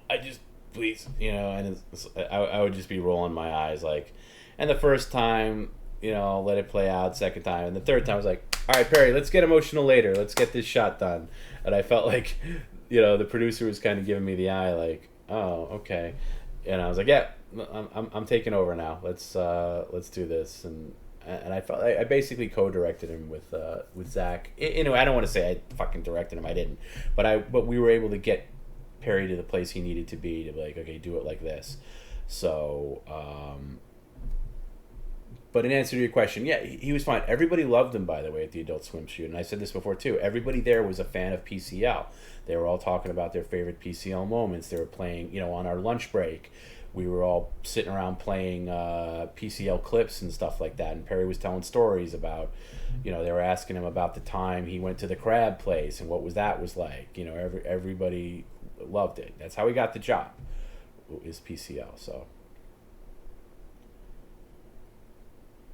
5 across the face. I think you're finding a good balance of when I dip in and out on the mic, Tommy. Yeah, thank you. That's what I'm still trying to, come in and out at the right places on mic. That's, because it is our channel, and I say our channel. So, in a way I am director / co-host at times, but I don't want it. I want him to be by far the majority of the person, people there to see him. I want to be there to jump in when necessary. But again, it's ever changing, and learning from mistakes and learning from successes and taking that forward and all that stuff.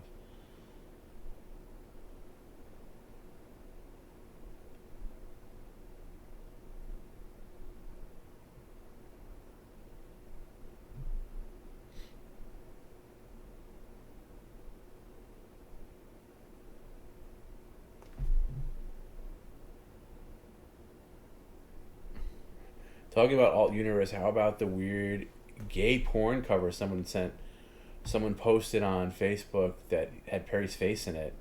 Oh, I didn't see that. Interesting.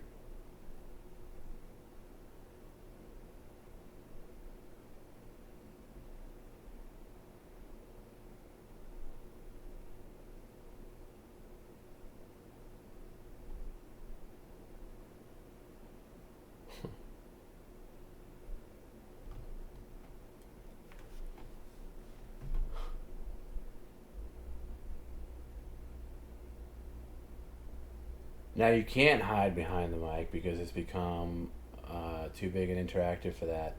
Keep them going. You need to reference us as backup. Yeah, you guys are the backup. Absolutely.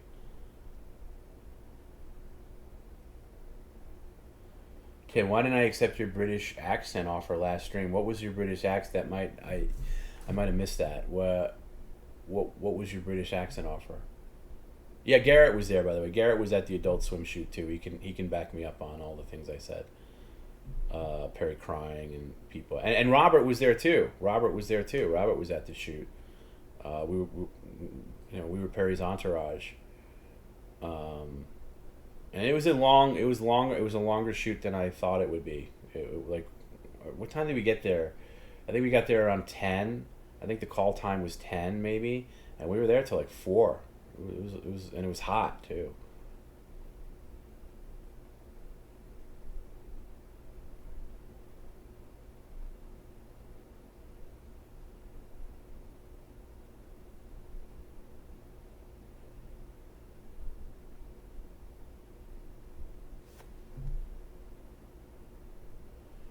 Do I think the Vegas show will happen this year? I don't know, Rick. We'll see. Like I said earlier, I think the audience has to grow a little bit. I mean, it's a good size right now, but I'd have to get a commitment of like how many people are willing to go and like find a venue and all that stuff. This year might be a stretch, so I can't say for sure, but I don't want to say no either. I'm sorry to be so vague about it, but.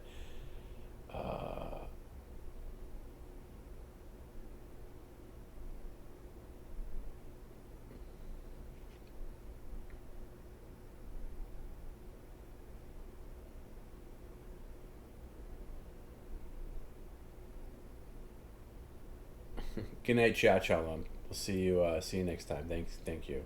Sweet dreams. Pitch $20 for me to talk in a British accent the whole stream. I didn't get that. I didn't see that. I'd have to work on my British accent.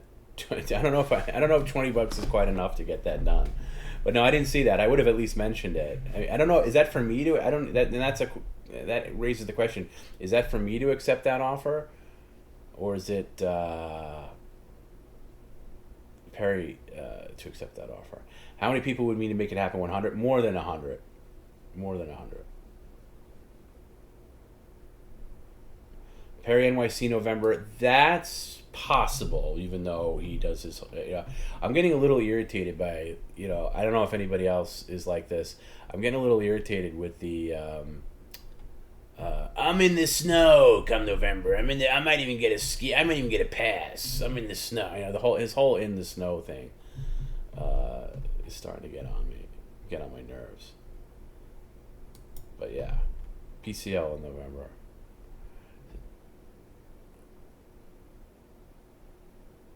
Oh, congratulations, Datinate. I selfishly want Vegas show next year because later this year comes daughter number 3 for me. That'll put a damper on travel. I can imagine, but that's awesome news. Congratulations. That's really great.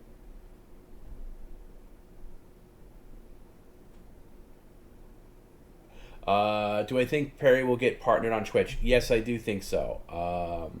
It's just taken a long time, and it's just an annoying process. I don't think they can deny our numbers, our engagement. There's a lot of things on paper. Yeah, there's some things that maybe content-wise they might raise an eyebrow to, but it's listed as an adult stream, and there's things on Twitch that are far worse than anything we do here in PCL. So I do think he'll get partnered. It's just, like later this week, it's like every week I got to do something to appease the Twitch gods, that are like, hey, can you do this? Can you do this? Can you do that? And I've done everything, even like, can you go Twitch exclusive? Because they don't count YouTube numbers in terms of like, you have to have a certain amount of viewers. You have to stream a certain amount of hours. You have to stream a certain amount of days to qualify for partnership. And it's they don't make it easy, but once we get there, I think it'll be nice. So yeah, my answer is yes, but would I be surprised if they say no? Probably not.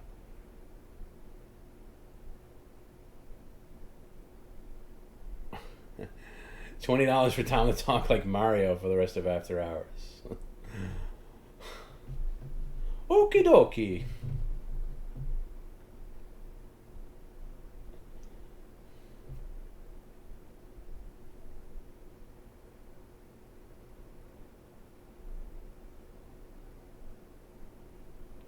Yeah, TomB, but where do you shred?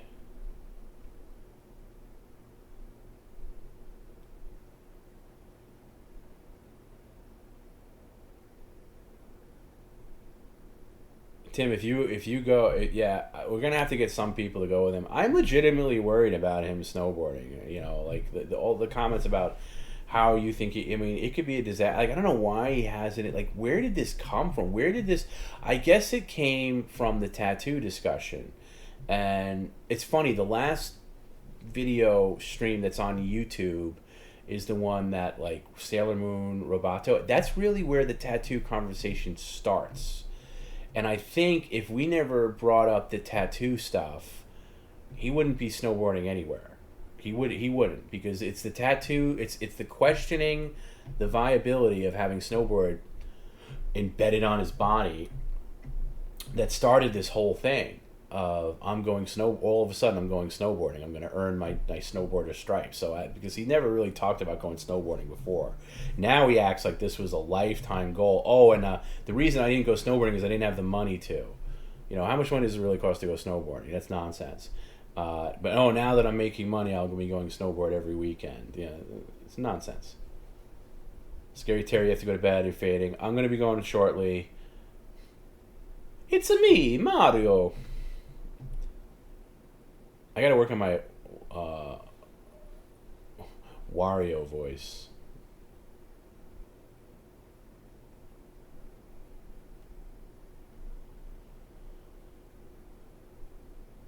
What character angle would I like to see introduced in the future, TomB? That's a good question. I'll answer that generically rather than specifically. I like the innocent stuff. I like the playful stuff. I like the stuff that's not as mean-spirited. I know that's sometimes there's a fine line there, but that's why I always like the popcorn stuff, or the stuff with the shop vac and stuff. By the way, I shouldn't say shop vac. It's not a shop vac. The wet dry vac has been missing from the past. I think this is the longest drought we've had of no wet dry vac in quite a while.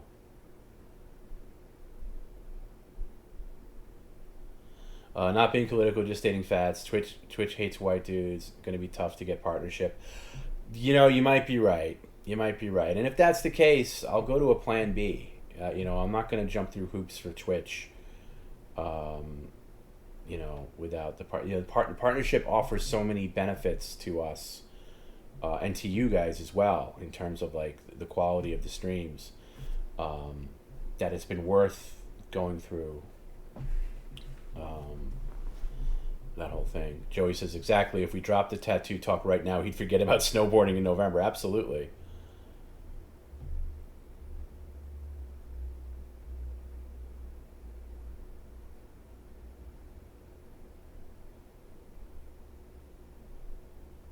Hero says he will honestly end up killing himself if he steps on a snowboard. His rationale for why he should be able to snowboard is complete nonsense. You know, it's funny. I think I mentioned it earlier on the stream, but like that whole 12-12-21 prophecy could really come to fruition if he's going to be snowboarding on that day, and God forbid he gets into some kind of accident. Can you imagine? Like if that actually plays out, that'd be. I actually had that thought today during the stream for the first time.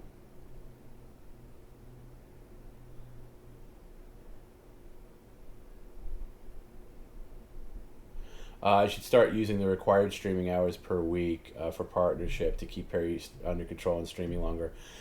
You know, that only goes so far with him, and I think he streams plenty. I think the lengths are plenty, and you know, there's only so much you can get out. I usually have a pretty good Perry barometer of when he's completely done or completely gassed, where we're not going to get any more. But yeah, that stuff can, you know, can come into play.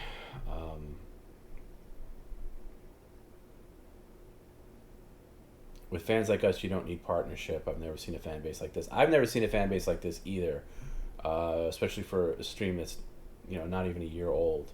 I'm talking about this PCL community specifically. But it's better for you guys in terms of you'll have more video options. I don't know why Twitch does this, but they reserve, like, you can't scale down the quality of the stream. I mean, you can sometimes if you're an affiliate, which we are. But for partnership, they have that all the time. There's just, I don't know, the way they do things is annoying.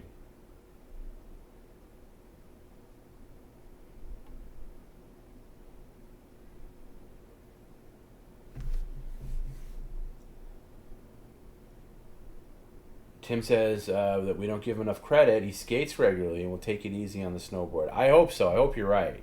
He did say he was going to go on, like, you know, like not the biggest, you know, hopefully he wears safety equipment. That's why it would be good to have someone there to, like, you know, help him out.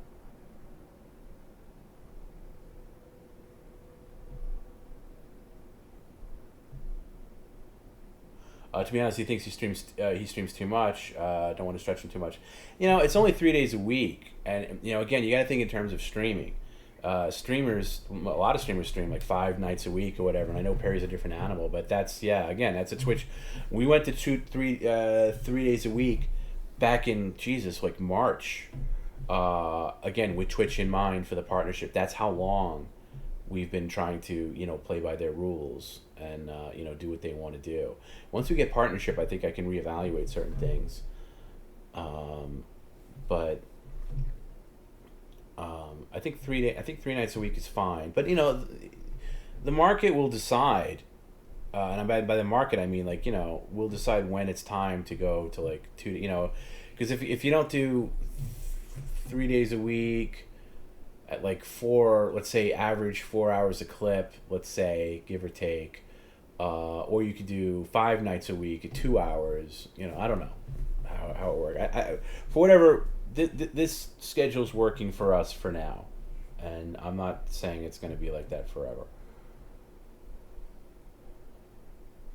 You were able to scale down the 160p when you walked. Yeah, occasionally, if Twitch, this is how it works with the scaling down, you know, or changing the resolution with Twitch.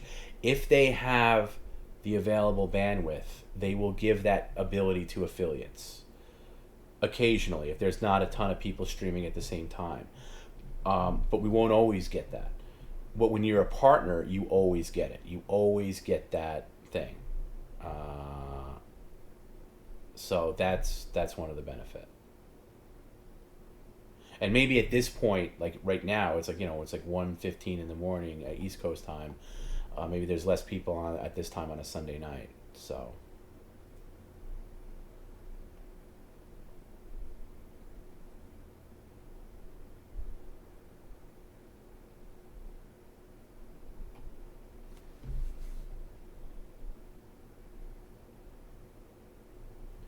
He's fucked if he goes on Thanksgiving weekend. The whole mountain is full of idiots who can't snowboard crashing into each other. You might be right. I mean, I don't even know if it's true that he has this thing in his head that it opens Thanksgiving Day. And he also has this thing in his head that he's going to go with his best friend, alleged best friend, John D. I don't know if he's actually cleared that with John, if that's news to him, or if that's just something he invented.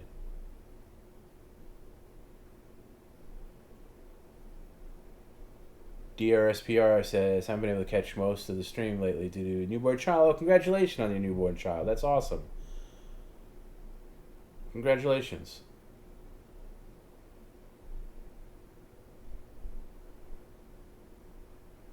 Totally acceptable reason not to catch the streams, having a newborn child.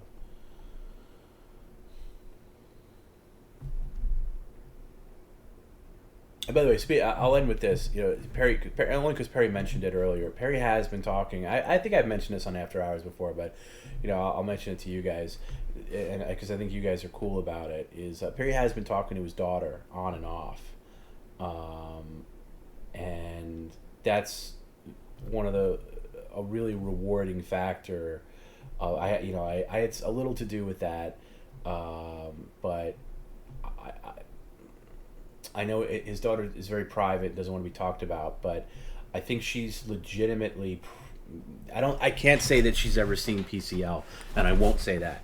But from what from the correspondence that's been reiterated to me, I think she's a little. I think she's a little.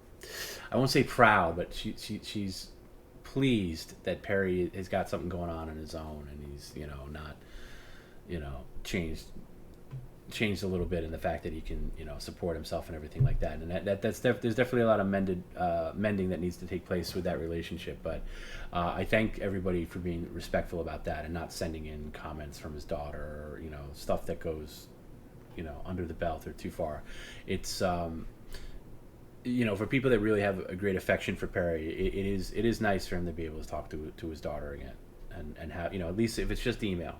And maybe that could lead to something more in the future, like him meeting his grandchild or something like that. And that would be very nice.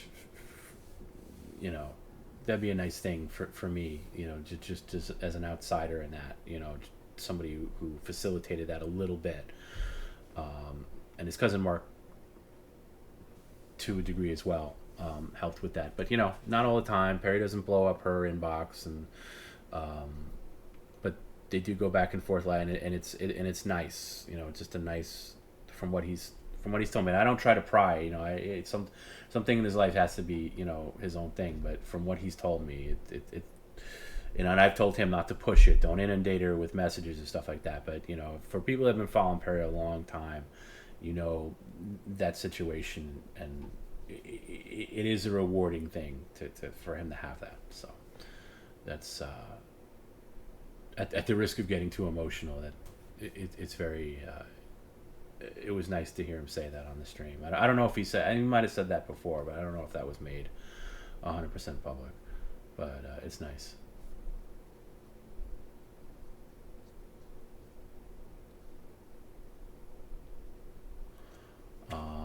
Lisa says, it's nice to see him grow, Tom. You were doing well with him. I appreciate that. Thank you. By the way, if Hero is saying this, it's sincere. Really happy for Perry to rebuild his relationship with his daughter. It's the best news in a while. I agree. It's really nice, really cool. Not an easy thing to do.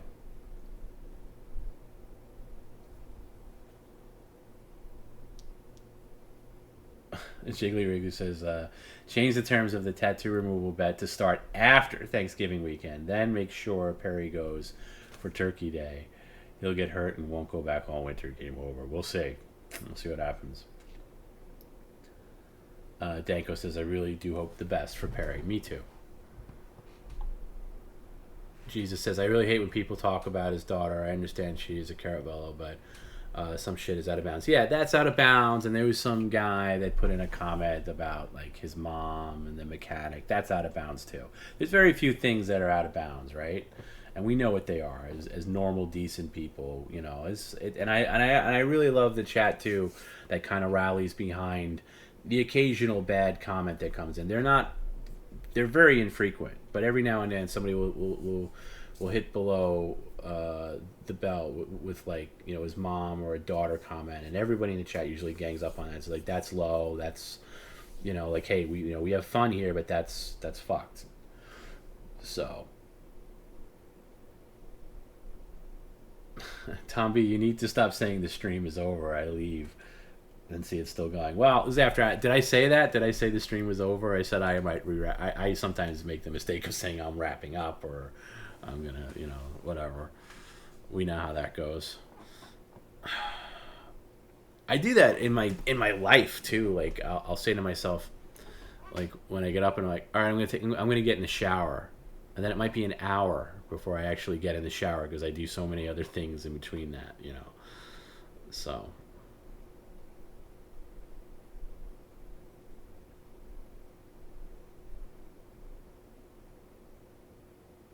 Yeah, no, we're not into the mechanic shit. That's why it's a banned word. And once in a blue moon, there'll be a comment that's completely innocent that uses that word and is like X'd out.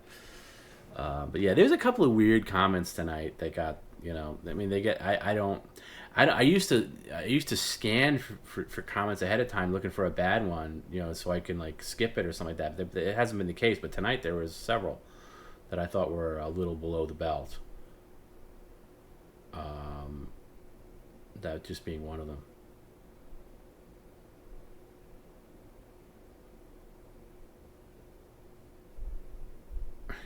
I know, Jesus, you're on the East Coast too, so I know I'm gonna really go to bed. See, I feel like normally, like on a Friday, whatever, when we start at like, I don't know, 9 East Coast time, and it's up late. I'm used to looking at the clock like, oh my god, it's 3-4 in the morning. I gotta go. Now it's like 1:20. It might as well be 6 p.m. Not to say I'm not gonna wrap up. I am.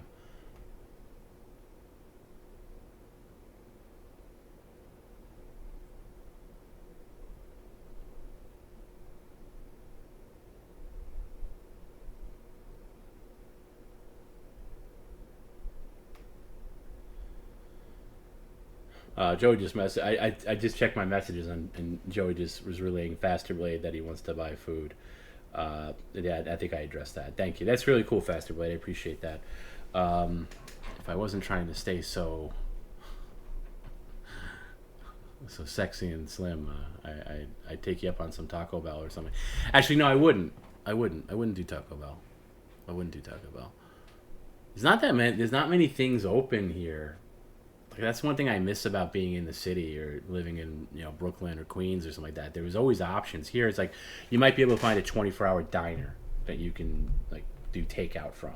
That would probably be your best bet. I think there's a 24-hour deli or something like that, but you know, not a plethora of options.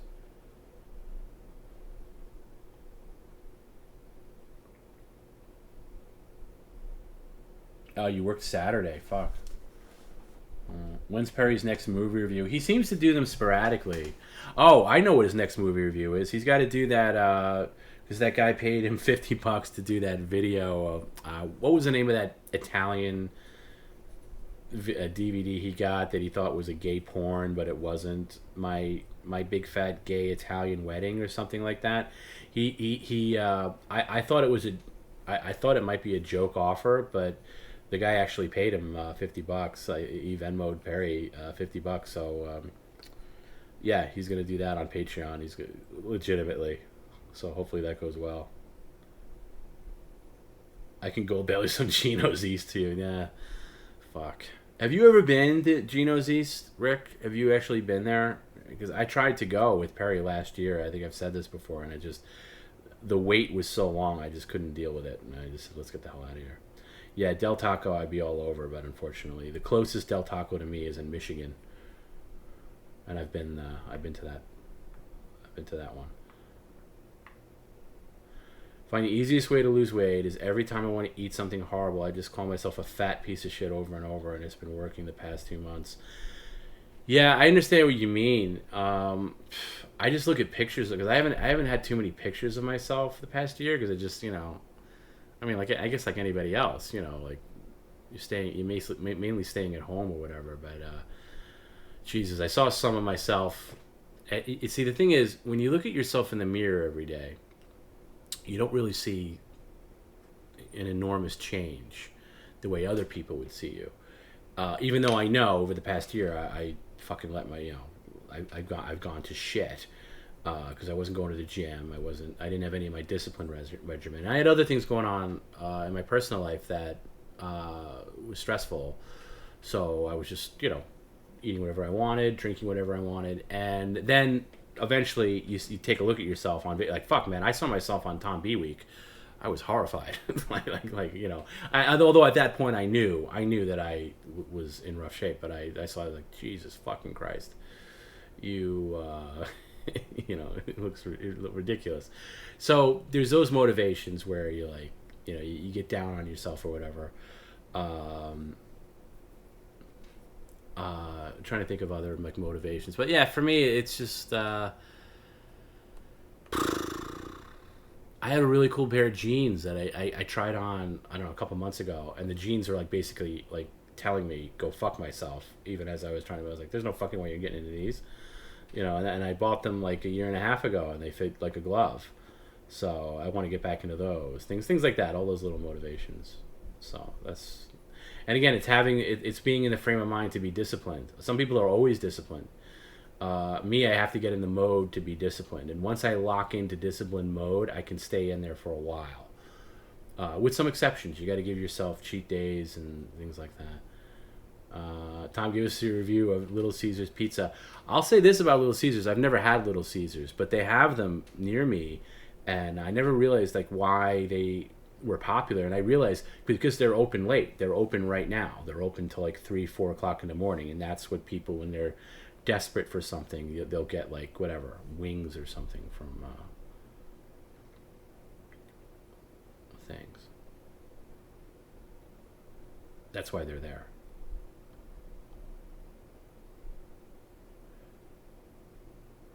Everyone's gained weight in the past year. All my friends have packed on the pounds, especially me. Yeah, look, I get it, but some packed on more than others. Like me, fuck. I mean, I've said this before. I think the pandemic showed people who you really are. It shows your character in a way, in terms of your overall health. Are you an eat to live person? Are you a live to eat person? All that will come out. And it's funny. There's people that I know that are big into fitness and everything, and they still stayed fit. At the end of the pandemic, they still came out fit because they had discipline. Me and I like one of my best friends, we had the same trainer, went to the same gym, trained together and everything like that, and we both got in great shape, and we both also got in horrible shape over the pandemic because we give in to our desires, and like especially during times of stress. And that, honestly, like I talk about it a lot, but like this time last year and even a little before, things were bad with Perry to the point where I was sweating it. Like, how am I going to keep, and I was, again, not to sound like a martyr or anything like that, but like I wasn't getting any outside help supporting Perry and, keeping things afloat, and it was getting really bad and really stressful. And on top of that, I had other people to take care of during the pandemic, my parents, and other people, and even kids and stuff. And when you have that in your life and all that, stress, it's just like shit, and also I wasn't going shopping either. I was just ordering everything. If I was getting groceries, it was delivered, and you couldn't even get groceries delivered for a long time. Anyway, excuses, I know. But I would just okay, I'm going to get this. I'm going to get a burrito. I'm going to get 6 tacos. I'm going to get a pizza. Things like that are easy. Or I'll get McDonald's, or I'll get whatever. This is during the pandemic. I haven't had McDonald's in over a month. The last time I had McDonald's was at my old apartment when Cha Cha sent me a delivery. But that's the stuff you give into. But the disciplined people find a way to overcome that bullshit, and I think it's a weakness that I definitely have. Doesn't done. Do I believe a restaurant can make a genuine pizza outside of New York? I've met Philly people who claim the difference in water outside of the city can change the bread. Yeah, I've heard that too. And to be honest with you, shit. I've never had pizza that tastes like New York pizza outside. I mean, New Jersey doesn't count because New Jersey does good pizza. New Jersey is just as good as New York pizza, most of it, up until a certain point. Once you get into like mid New Jersey, where you're closer to Pennsylvania, then all bets are off. But especially like, if you're like Hoboken or something like that, where you're right across the river, excellent pizza. I've heard that, but then I've had, and again, we're talking about pizza by the slice, New York pizza. We're not talking about deep dish or even like thin crust or brick oven or any of that. Just New York City style pizza. I'm trying to think. I've had decent pizza in Boston.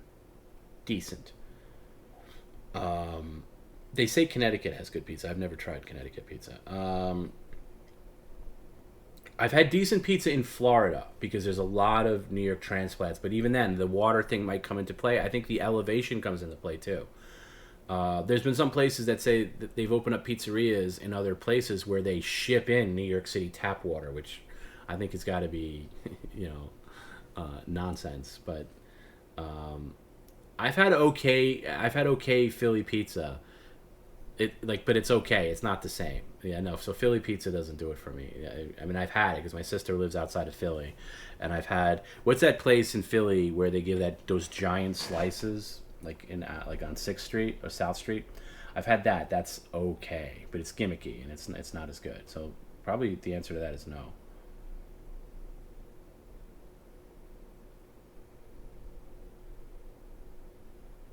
Oh, look into DDP yoga. Yeah, I've had other people say that yoga. I wouldn't mind trying that. Again, that probably takes discipline. Shutting my brain off. Shutting my brain off is one of my biggest problems because I'm always obsessing about something. I'm always like thinking about something. Like right now, I'm thinking. When I'm not doing the stream, I'm thinking about like all the things I got to get. All the things I got to order this for this, and I'm spending money out the ass on this house, which is another stressful thing. But when I lay down at night, it's like turning, how do you turn off your brain? How do you turn off from stop thinking? Help me to stop thinking, turn off that brain. And to do that with like any kind of meditation or yoga where you got to clear your brain, it's near impossible to me.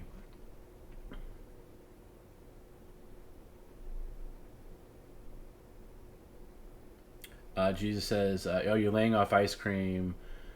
But you lay off dairy to drink tea. Yeah, me too. And I'm a big tea drinker. Although over the past year, I've got into coffee more, just because I had to out of necessity. I don't enjoy it, but I'll get a nice coffee. But yeah, tea. Tea. I'll have milk, splash of milk in tea, and I'll do cheese on things. But I'm just trying to stay away from carbs. That's my main downfall.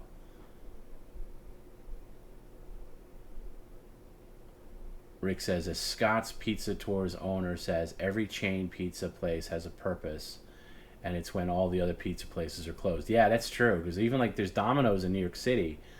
There's a Domino's near my old apartment in the city, and I remember when they were opening, I was like, this is going to be terrible. No one's going to go to Domino's. What are you kidding me? This is New York City. And of course, stupid me doesn't realize that, yeah, okay, there's very few pizza places that are open till 3 a.m. New York City, you'll get a lot of them. Because they'll be near bars and stuff like that. But that's what Domino's caters to, is like they're open late. Once they don't do any business until after 10 o'clock in like suburban New York, like where I am. Like most places near me will close at 10. But yeah, that's when Domino's and Little Caesars and stuff will do most of their business.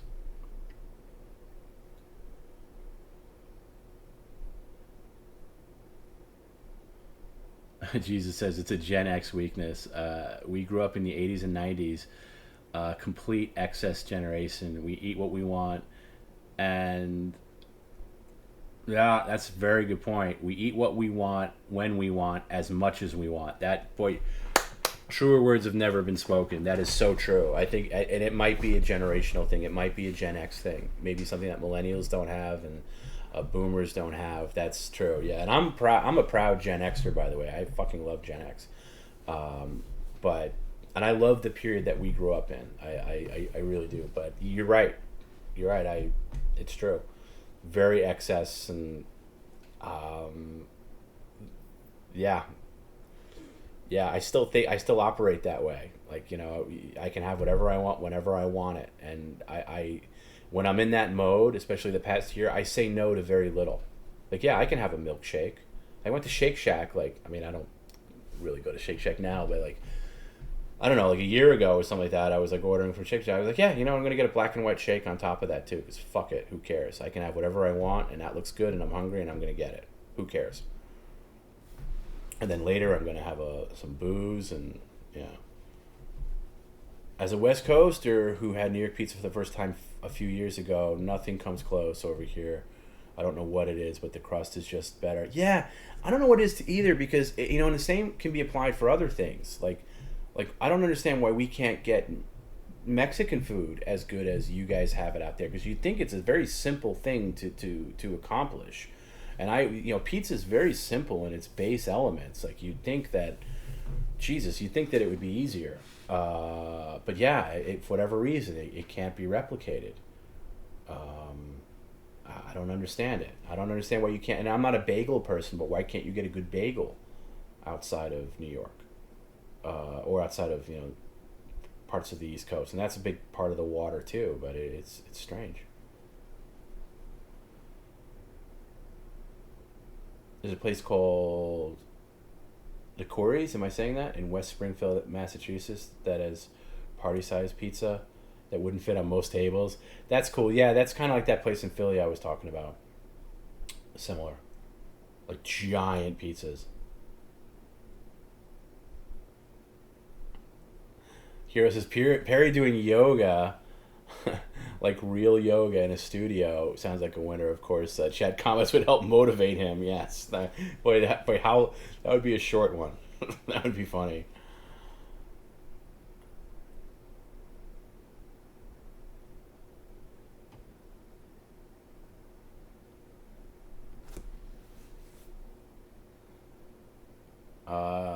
Yeah, send me. Yeah, Jesus, send me whatever you want. I can send you the DDP workouts. They help me when you hurt my back. That'd be great. I hurt my back about 2 years ago, and it took me a while. I was doing deadlifts, and I was actually doing it with my trainer. So and I was going up to a really heavy, for me, a real heavy weight, and something happened where I lost my footing, and man, I heard something pop in my back, and I was on the floor in agonizing pain. But luckily, it healed itself relatively quickly in a couple of weeks. But man, it was brutal.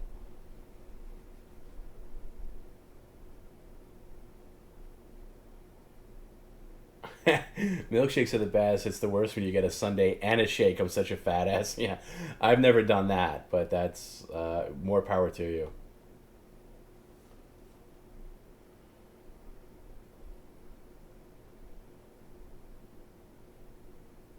I don't know why Mexican food is so hard to find. Like, like San Diego. Even in San Diego, like, I've had a couple of off places. You would think it would be universally great there, and most of the time it is.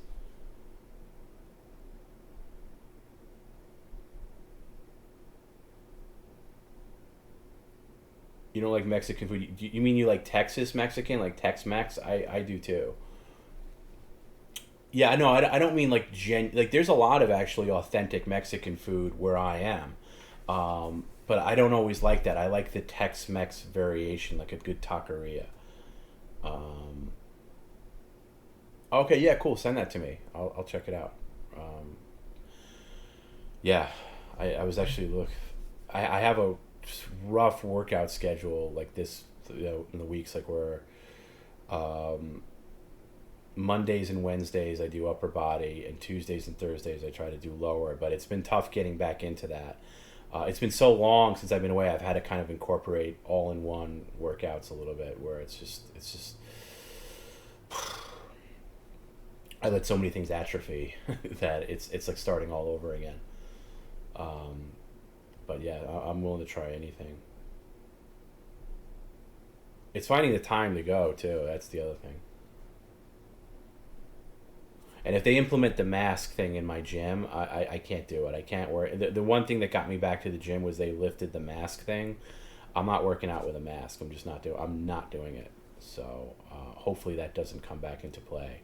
I know they're trying to start. I see little hints of like mask play coming back into, New York stuff, but I don't want to hear it. Check out Salsa and Beer next time I visit Perry. Yeah, somebody else. Oh, yeah, I was supposed to go there. Salsa and Beer. Actually, my dad. I have a good friend of mine who I hung out with. The one day I had off that week, and we went there, and it was just packed. I had been there before, actually. It's a great place, but it gets too crowded at certain times. So yeah, we went there on like a Thursday, and it was just teeming with people. Like it was just. So we went to some place kind of near there, but it was, you probably know it. It was I can't think of the name of it, but it was like a down and dirty like taqueria place. Like it kind of looked like a fast foody type place. It wasn't that great, but I was bummed that we couldn't get to a Salsa and Beer. But yeah, I've been there before. It's a great place.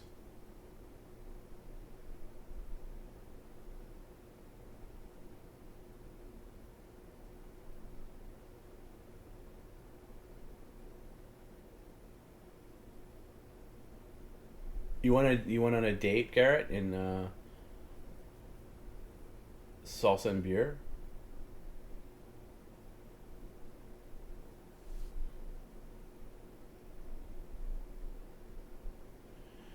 Yeah, I went to. I think that was the day I went to Universal. So I was running, because I was staying across the street from Universal.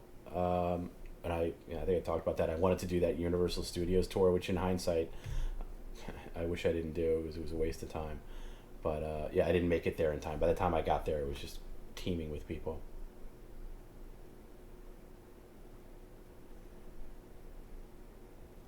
Well, that's great with these workouts, Jesus. In 2 weeks, you felt all your strength coming back, and once you rehabbed yourself to get back into normal workouts. Yeah, that's. I feel like I almost need that. I need something to get me into getting to get me into shape to even work out. Like that's what I need. Oh, okay, like a year ago. Yeah, you haven't been out there that long, so it can't be that far back in the day.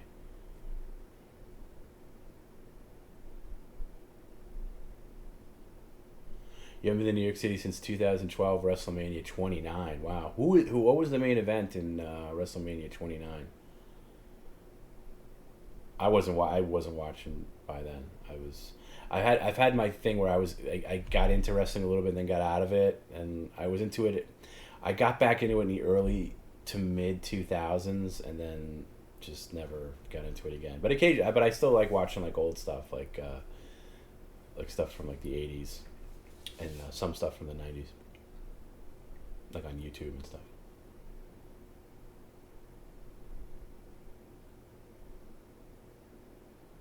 Oh, Rock Cena. Okay, was that the last time The Rock wrestled? Okay, I just recently rewatched Rock Hogan. It wasn't the main event of WrestleMania, even though it should have been, from 2002, and I forgot how amazing that was. Just the event of it and the spectacle of it. Because I remember seeing it when it aired. Like a friend and I watched it, live on pay-per-view, and I watched that again, and it was just like, it just came up in like my YouTube algorithm, and boy, I got excited. I was exciting to watch it. It was really great. It was that was around the last time I was really into it, right around there, 2002, and I was into it for a little bit after that. But I grew up in the '80s, loving Hulk Hogan. I fell out of wrestling in like the mid '90s. I didn't really follow Hogan when he was in a WCW all that much. I would come in and out, but what's great about that Rock Hogan match is, Hogan was NWO Hogan, wearing the black. He's the bad guy. Rock is the baby face, the guy that everybody, Rock's huge in 2002. But Hogan comes out, and it's Toronto, and that crowd goes absolutely bonkers for Hogan, to the point where you could see it on both their faces, both Hogan and Rock. They were blown away by the fan reaction, and the whole crowd's cheering Hogan, Hogan, Hogan. It got me excited watching it all over again. It's just incredible, like the reception he got that night, and how Rock is such a consummate professional, how he went with it, and it was great. And then the next night on Raw, I believe it was, they did it in Montreal, and he got one of the best ovations I've ever heard any human being get in any arena ever. And that was nice that he got his due.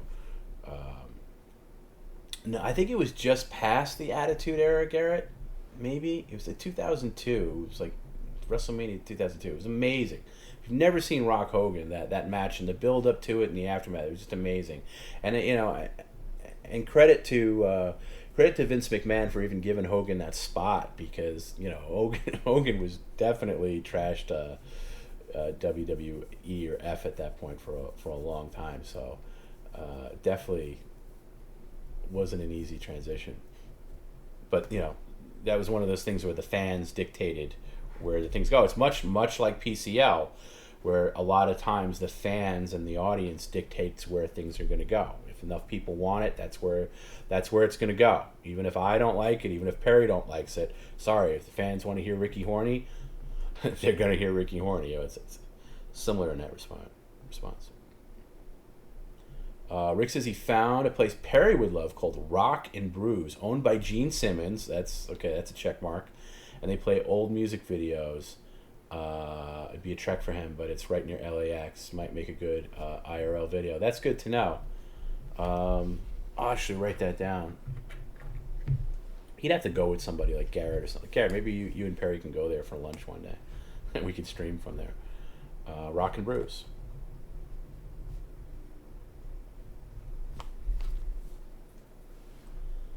Hogan and Rock were so good. They were able to play off the crowd and change it up. Yeah, that's what's amazing about watching that match all over again. Because I don't know if I realized. I only saw it when it was live, like all those years ago, and I watched it again. And man, it's like and how humble. I mean, Rock still wins the match, but how humble he is and giving. Rock almost turns heel for a little bit in that match to give the crowd free reign to root for Hogan. I mean, that takes, that takes a lot, as somebody of that level to do. And it's just, and I actually, after I watched the match, not an interview, I think Rock just did a video, I think it was just last year, he did a video where he was talking about the anniversary of, the event, the Rock Hogan match, and he talked about how it was one of the best matches he had. Not probably in terms of tech, because I know people always shit on Hogan that he's not a technical wrestler, but I think he got better. I think by the time 2002, I think he was far better of a technical performer than he was back in the 80s when he was doing main events. So I think he was much better. I don't think people give him that credit, because I think he learned a lot along the way. I think he was a much better wrestler by the time WrestleMania 19 came along, and it's just great. It was great to see. It was great to revisit that time, and I think after that, like Hogan he won the belt back. He had the belt for a short time. I think it was like a month, but it was great that Hogan had the championship belt again at that time. And he went up against Chris Jericho and Triple H and I think even Shawn Michaels at a later point, and they were all well and good, but nothing matches Rock Hogan. It was just incredible. WrestleMania 29 New York City was so bad, all the matches sucked, and the Hall of Fame induction sucked. Yeah, I can't imagine. There's nobody I know that's in wrestling anymore. I just can't. I just don't care.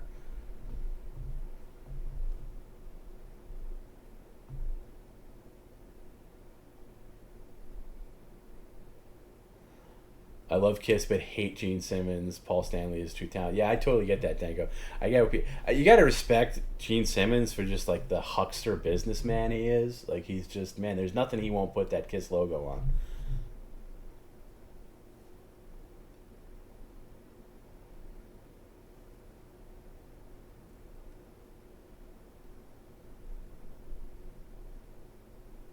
Yeah, I've seen that. Geez, I've seen Hogan matches in Japan, and you're right. He is more technical. Um, but I know he gets slammed for that, and even like other wrestlers have like oh well Hogan, this or that. It's like first of all, fucking pay respect to the guy. Basically made the industry what it is.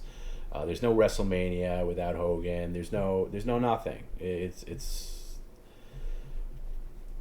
people who criticize Hogan for not being a good technical wrestler are complete marks who don't realize the shit doesn't sell tickets. Exactly. He was a theatrical type guy, and he changed. Yeah, I think the thing that bummed me out about Hogan is right around that time, a little after we did that Hogan Knows Best show, and I hated that because I never wanted. I don't want to see real life Hogan, or his stupid family, or his daughter who was trying to be a singer or anything like that. I want to see the character Hogan, and that took him down a couple of notches for me. But I still fucking love. I love that period that I was into wrestling when I was a kid. The mid to late '80s, early '90s. That's my wheelhouse, and I love that period, and that's why it was so great. And at the time, like that Rock Hogan match came out, I had been out of wrestling for a while, and a friend of mine got me back into it. He's like, "Hey, Hogan's back in the WWF." I was like, "Really?" And that raised my eyebrow a little bit. And then I started watching it again, and I was like, "Wow, this is pretty special." But yeah, even if you're not into wrestling, the Rock Hogan match is a spectacle.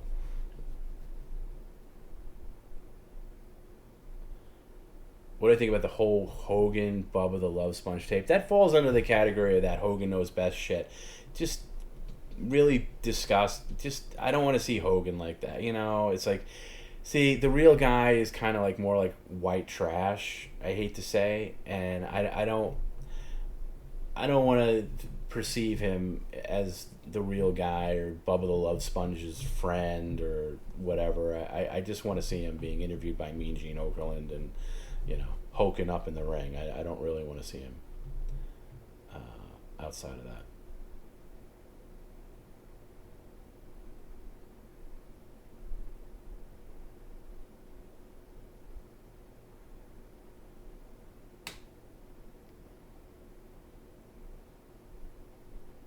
Yeah, Gene Simmons, total douche, but you got to give him credit for being an amazing businessman. I mean, amazing. You and Perry could go to Grill 'Em All. It's a burger place, but they're heavy metal themed, and the owner is a big wrestling fan. That sounds cool. Sometimes with those places that are burger places, like I said it the other night about Rainbow Bar and Grill, and I wasn't lying. I think Rainbow Bar and Grill is gross. It's just it's like it's TGA Friday. It's an expensive TGA Fridays dressed up as some kind of like rock and roll Hall of Fame memorabilia place. It's garbage. I don't understand the appeal of that place. Living in New York City must have been awesome. Did I have the MSG? Yeah, I had the MSG channel specifically to watch the once a month they would do the house shows like live, and it would be on the MSG network. I don't know. I guess they're available somewhere, maybe on the WWE network or whatever. But yeah, it would be. And I went to a couple. I went to a lot. There was a period of time where I was going to almost every house show at MSG, Madison Square Garden, and they were always narrated by announced by Gorilla Monsoon and Bobby Heenan, which was my favorite pairing. As much as I love Jesse Ventura and McMahon, I really loved Bobby Heenan and Gorilla Monsoon doing the play-by-play, and they were on every MSG. There was also a Boston, the Boston Garden also had a similar channel, and they would air some house shows too. I've seen a couple of those over the years, but yeah, the MSG channel was great just for the wrestling. That's the only. I begged, because it was a premium channel. I begged my mom to get it, and if I had my report card up to a certain level, she'd keep getting MSG. And it was really, they had like MSG was like for Knicks games and shit like that. I never cared about basketball. I just cared about the WWE once a month, or was it once a month or was it once every other month? I forget now. But yeah, and I had the best tickets I ever had for any wrestling event was a house show. I think in '91, and it was when Ric Flair came to the WWF, and it was a big deal. And they were obviously pairing up Hogan with Ric Flair, and they were starting to do it at the house shows. And I saw a house show where the main event was Hogan versus Ric Flair, and it was a great match, really terrific. Had to be early '91. It was like January night. It was when Flair first came in, and I think they were building up to a WrestleMania, Hogan versus Flair. And for whatever reason, and maybe you know this and I don't, maybe there's an inside story, that went away. They didn't go Hogan Flair. They actually did Savage Flair, and you never got Hogan Flair until Hogan later went to the WCW, which by then it was a different ball game. But that house show was the closest I got to seeing Hogan, Ric Flair, and I didn't know Ric Flair really because I didn't watch anything aside from the WWF. I would get like wrestling magazines and I'd see like guys like Flair or Sting or Vader or like the Road Warriors in the magazines. I'm like, who are these? This is like from an alternate universe. Who are these people? Because you had no access to them here in New York. There was no affiliate for anything else other than WWF had such a stronghold over this this area that you never saw anything else. It was all WWF until later in the '90s when like TNT and TBS I had to deal with WCW. That was the first time I had any access to it.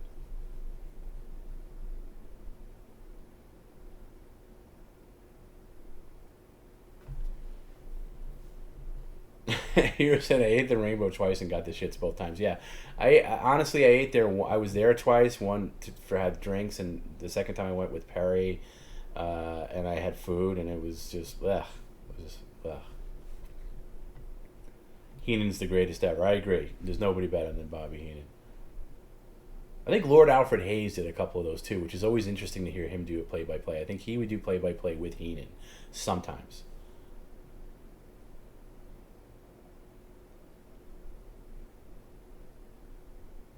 But I think if you're gonna go with like classic pairings of like wrestling commentators, you got to go Gorilla Monsoon, Bobby the Brain Heenan. They played off each other so well, so well. I mean, they were almost like a well seasoned comedy team. They had timing down, and Heenan is so quick and so fast. That's you're not getting any better than that, as far as I'm concerned. And Gorilla Monsoon and Jesse Ventura is also a good pairing, and I like Ventura a lot. He's even as a conspiracy theorist guy, I think he's really interesting.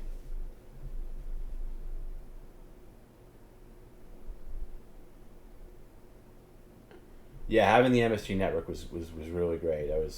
I didn't realize how spoiled I was having access to that. Because there was always something on. You had Superstars of Wrestling on Saturday. Now there was no Raw on Monday nights. This was before that. So you had Superstars of Wrestling, and then I think there was another one that came on Sundays that wasn't as good. And then once a month you had Saturday Night Main Event, which was awesome. And then you had the MSG shows, which I thought everybody had. I didn't realize it was just regional. I guess in hindsight, of course, it's regional.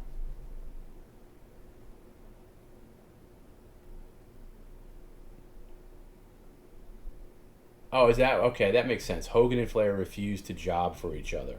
So yeah, I could see that. I could see Flair coming in to the WWF and then being asked to job for Hogan to put Hogan over yet again. That would be a problem. And then also Hogan asking him to job for Flair, who's a guy that's just coming into the WWF, a company that he basically built up, and now Flair is going to benefit from that. I could totally see that. I think in the match, I forget who won the match that I saw. It might have been, I forget how it ended now. That's how long ago it was.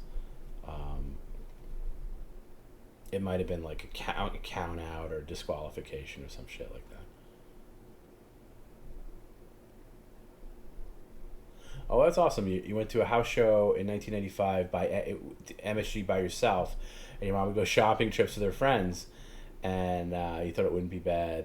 All the negative. That was probably a good 90. I mean, I wasn't really into it in '95, but that was probably a good show. I saw another one in 2003. Was it 2003 or 2000? I forget. Whatever year, I think it was 2003. At the time, Hogan was that character, Mr. America. It was so stupid. It was like he was like in disguise. It was right towards the end of his tenure where he just had. I think he had enough of WWF or wasn't getting paid enough and left. But that was the last time I saw.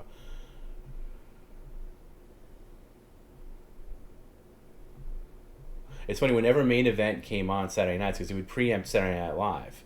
It would be on once a month, and I remember I'd be able to stay up late enough, and my mom would moan. You wouldn't. I always forgot when it came on because we'd watch Saturday Night Live anyway, and my mom would moan like, "Oh no, wrestling!" And then I'd get excited. I'd like, "Oh my god, it's Saturday Night Main Event," and they were always good.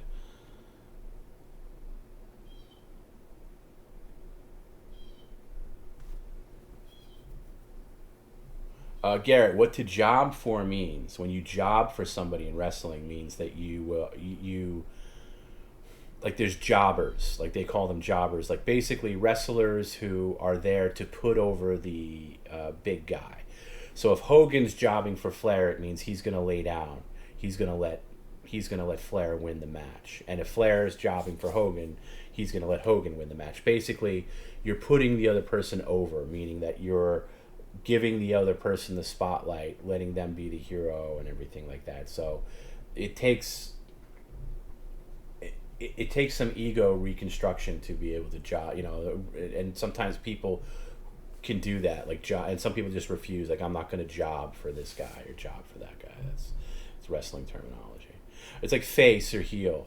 Like face or heel. Face meaning you're the baby face, you're the good guy. Heel meaning you're the villain, you're the bad guy.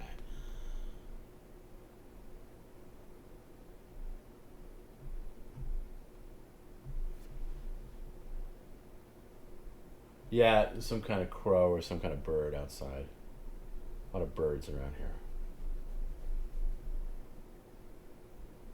here. Brooklyn Brawler. What was Brooklyn Brawler's real name? I forget. He's the perennial de facto textbook jobber. Uh, yeah, Steve was Steve something. What's his real name? He did a couple of characters.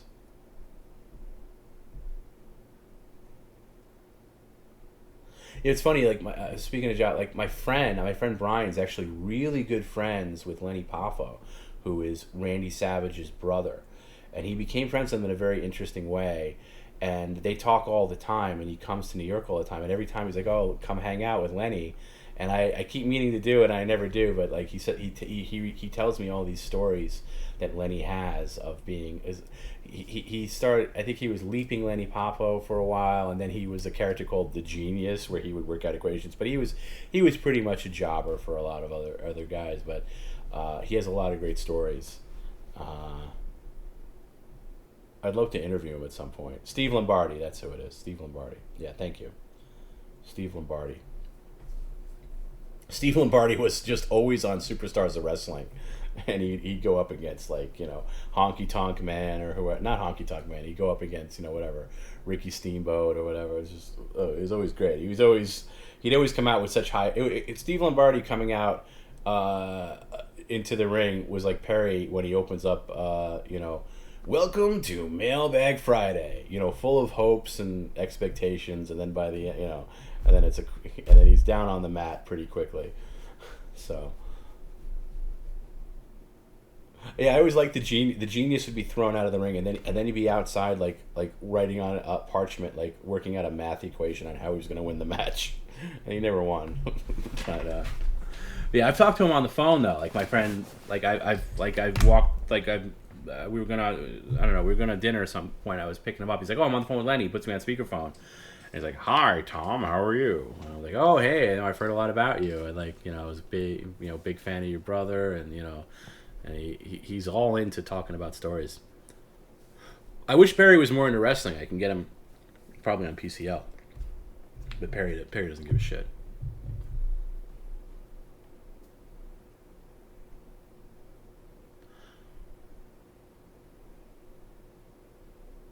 Oh, is that right? I forget that Brooklyn Brawler was part of the Heenan family. That must have been really early on. I didn't know. I didn't realize that.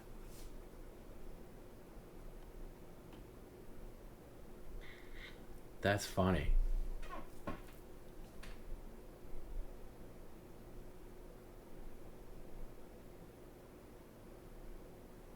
How many McRibs do I have left? None. I didn't do any. I didn't do that. I didn't do any of that stuff this past McRib season because I think it diminishes the McRib when like there was one time like 10 whatever whenever they first came back, like 2010 whatever year that was, and I bought a bunch and put them in the freezer. You're really degrading, demoralizing the McRib by freezing it. So now I have zero. Maybe they'll come back. I don't know. I don't know if there's been any word that if they're going to come back this coming year or not, or this coming McRib season. I didn't go overboard with it this time. The past time it came, I had a number of them when they came around. When was that? I feel like Perry was having them too. So was that like December, November, December? Was that when it was when they came back? Because I know Perry was definitely doing the Twitch stream at that point. And I got a couple. Yeah, I don't know. So no, I don't have any. But boy, I'd murder a McRib right now. Fuck, I'm so hungry. Oh, by the way, Faster Blade, if you're still out there, I changed my mind on the food delivery. I'll totally take the food delivery now. I've officially gone to peckish to starving.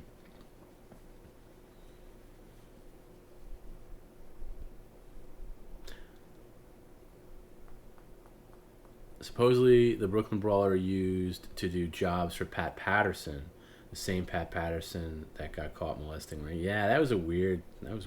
Pat Patterson thing. When was that?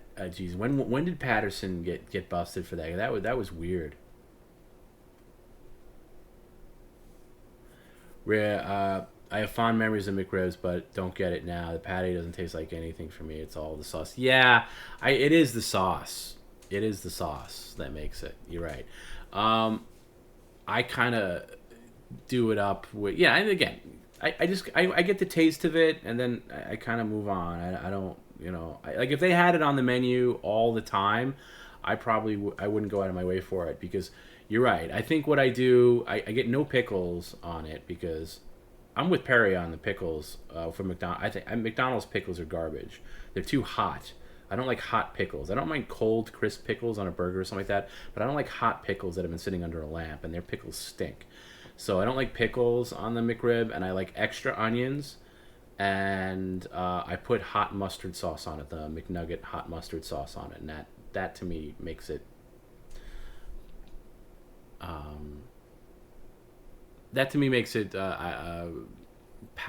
not palatable because it's more than palatable, enjoyable. They don't even taste like. Yeah, I get. There's definitely McRib detractors out there, and I appreciate that. I've always liked them. I remember when they first came out, and I always liked them.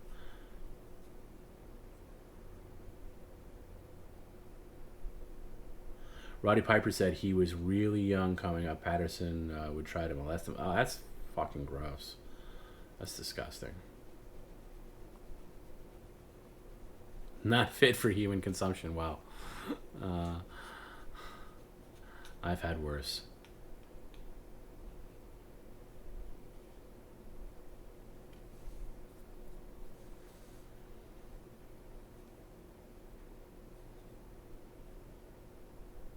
Who is that? There was another guy. There was another. Maybe you can answer this. I was actually thinking about this the other day because I was watching. Again, I got caught in this wrestling. I'll end this wrestling topic. I know a lot of people probably bored with it, but I was watching a lot of WrestleMania 3 stuff, and a lot of people say one of the best matches ever in history was Randy Savage, Ricky Steamboat, which is, I mean, it's one of the, it's amazing. It's an amazing technical match, and I know they both worked on that really heavy. Like they knew every move. They knew like the new by number, like 80, like if Ricky Steamboat said to Savage 82, Savage would answer is like, turnbuckle, slam, and reversal. Like they had it. It was choreographed to the T. But my question is, I know Steamboat, after winning the Intercontinental belt in WrestleMania 3, quickly lost the belt to Honky Tonk Man, who was my personal favorite Intercontinental Champion. I think he was a great Intercontinental Champion. But why was it that Ricky left? Was it because he was having a kid, or was he getting hired away somewhere else? It seemed, even as a kid, it seemed strange to me. Like, he had the belt for like a month or so, and then he lost it on just a random episode of Superstars of Wrestling. So I'd be curious. Oh, it doesn't done. Looked it up. Flair won with a pin, knocked out Hogan with a foreign object. Okay, I don't remember that at all.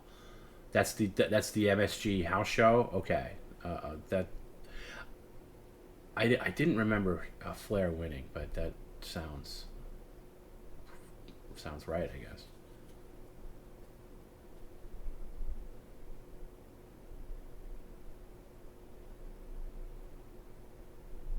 Danko, you heading out? Good night. It's always a pleasure to party with you as well. Chicken Marie says, the McRib is the Little Caesars of McDonald's sandwiches. Wow. Favorite Roddy Piper movie? It's no contest. It's no contest. It's They Live. It's They Live. There's no discussion there. Any other answer is wrong.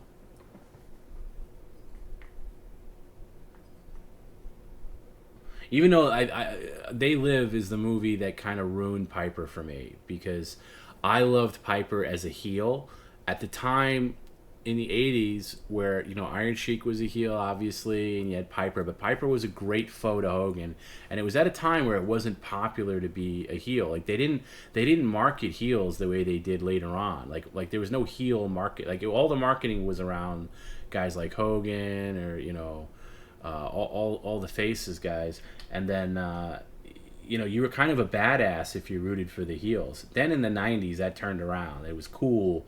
It was cool to like heels, the bad guys, and also the wrestling companies realized it was also safe to market bad guys and market bad guy merch.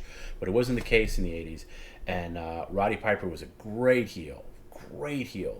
And then he left to do They Live, and when he came back as a face, and he just was never the same to me.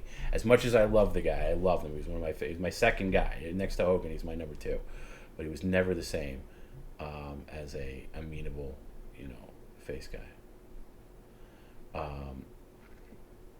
Garrett says, doesn't know a lot about wrestling, but enjoying learning about it. Yeah, and I'm no wrestling expert. I'm really not. I know the era I grew up with. It was a big part of my life growing up, like watching it.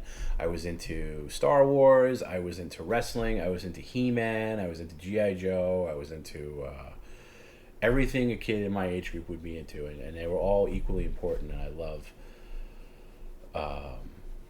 it. Jesus says, Savage Steamboat is good, but overrated. I'd rather watch Hogan versus Slaughter WrestleMania 7 when Hogan won the Desert Storm. Yeah, see, I wasn't into that one. I didn't like that, and I didn't think Slaughter had any business being a main event heel. You know, I thought he was out of his league, and I didn't like that whole storyline either.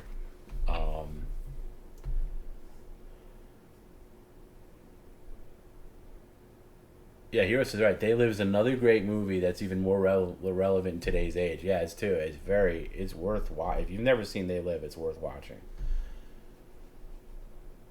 Okay, Steamboat was a family man and could worse less states for about the same money. Okay, I thought it was something like that. I forgot what it was. I was shocked.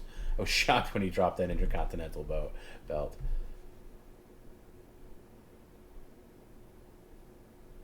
Oh, Jiggly Wriggly says, you know people who were close to Roddy Piper and say he was great and sincere. Yeah, I've heard the same. I've heard people that not necessarily were close to him, but people that knew him, and just 100% genuine guy. Like, not a bad word about Piper. I wish I never had a thing to like meet anybody. I met Hogan, but much later on. I would have liked to have met Piper. Oh, it's on YouTube. It doesn't know. Okay, I'd like to see that. Immediately after Flair was disqualified for, I wonder if you could see me, because I'm telling you, I was right up front for that show. So I don't know. Maybe I was on the wrong side of the camera angle, but I remember watching it and kind of seeing myself. Not maybe that match in particular, but definitely that show. I was right there. A friend of mine's dad got us some amazing tickets for that show. It was the best tickets I ever had for any wrestling event.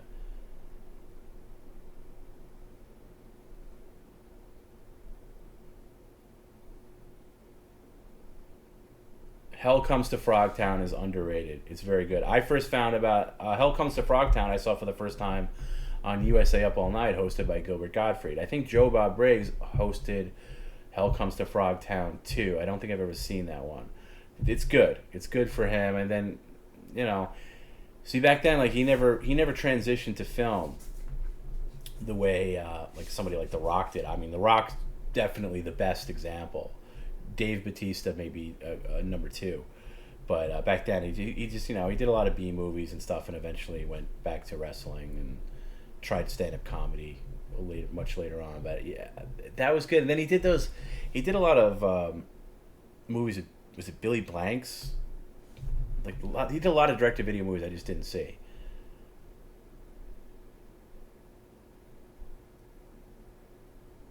I wasn't allowed to watch wrestling, so I watched MMA, boxing, etc. Yeah, okay. I never got into MMA.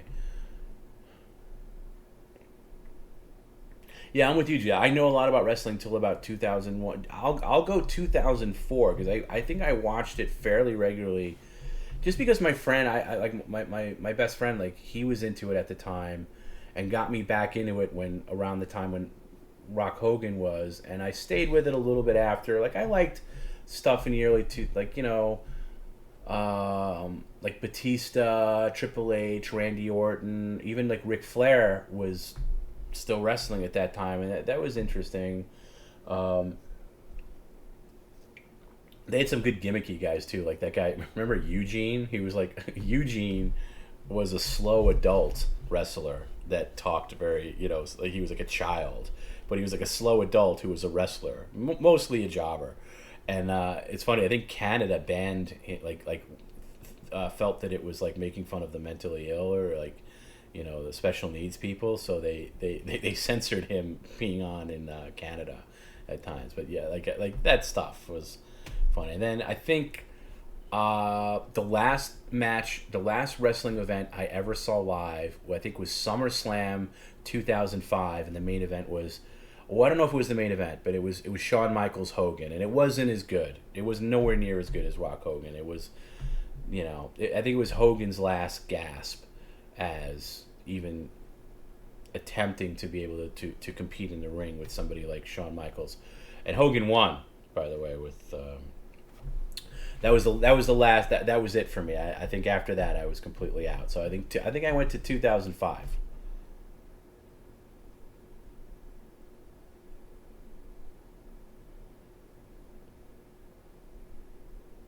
The endless fight scene between Roddy and his black friend and They Live was brutal. Yeah, it's one of the best. It's one of the craziest fight scenes in any movie you'll ever see. Oh, did Joe Bob do a thing on Hell Comes to Frogtown on Shudder? I'll have to check that out because I'd like to see that.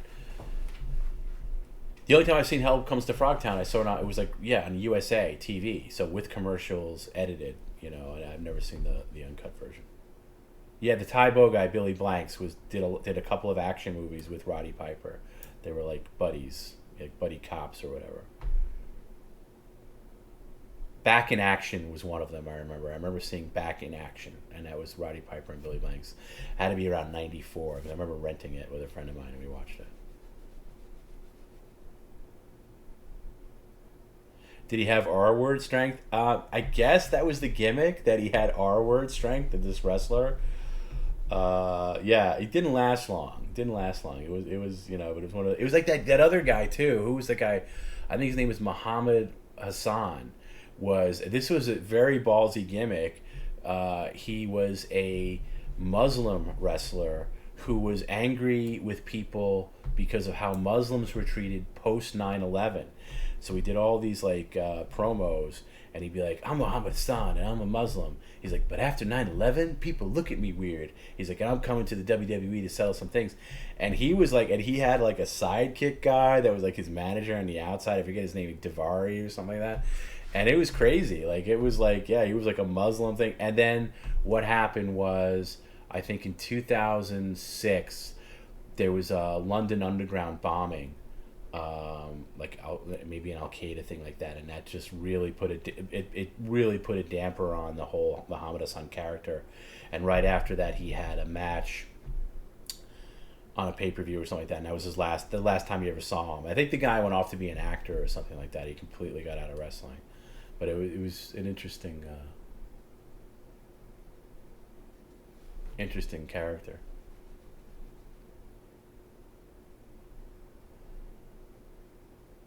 So what, Rick? What season of Last Drive-In was that? I actually found a website that has all the Last Drive-Ins, even the ones they took off the air because of rights issues.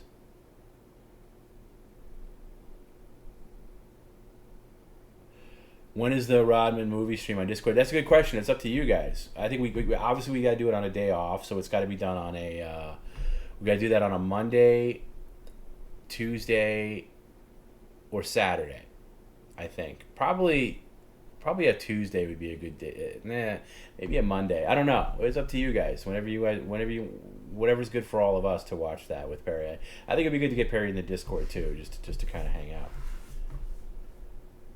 Did I ever see Men at Work? Directed by... Yes, I rented it at one point. Yeah. Yeah, it's pretty bad. It's pretty brutal. What year? I want to say that came out in 1990. I remember when it came out in theaters, and it was like out for like...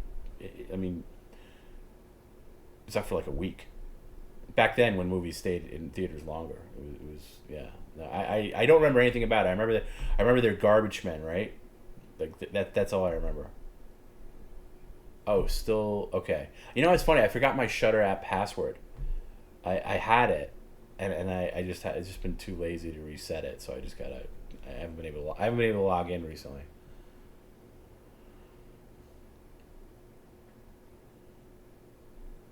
Mondays usually suck, so a hangout movie stream would be cool to relax. Yeah, maybe like a Monday night we can do that.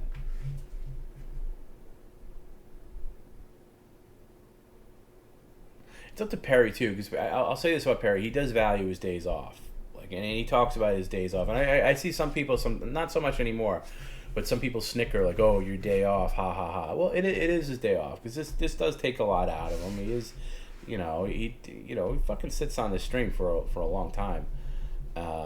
So Monday, Tuesday is day off. So it depends on when he'll want to do it. I could see it. I could see it working on a Monday or a Saturday. We'll see.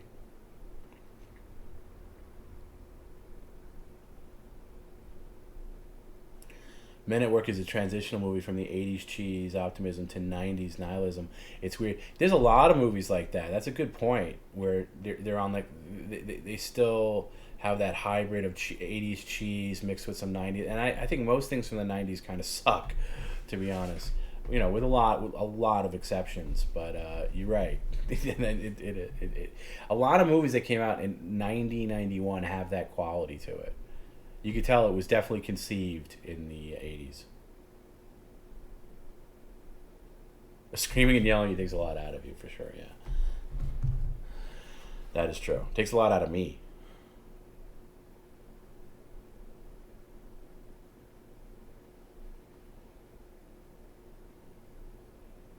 I thought he was pretty... honestly, though, he was really good today, I should say. Are you still, by the way, Rick, are you still gun shy about Perry, or have you, are you cool, are you cool now with, because I think Rick was definitely afraid of going anywhere near Perry's place.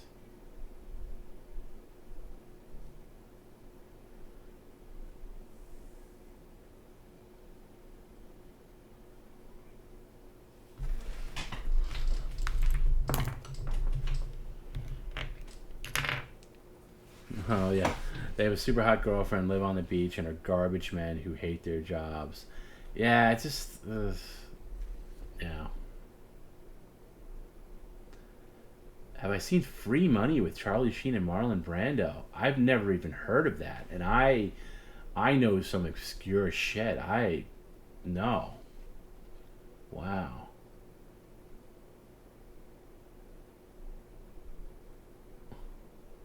Wall Street is increasingly cheesy with every year. It is cheesy, but it's great. That's the thing I don't get about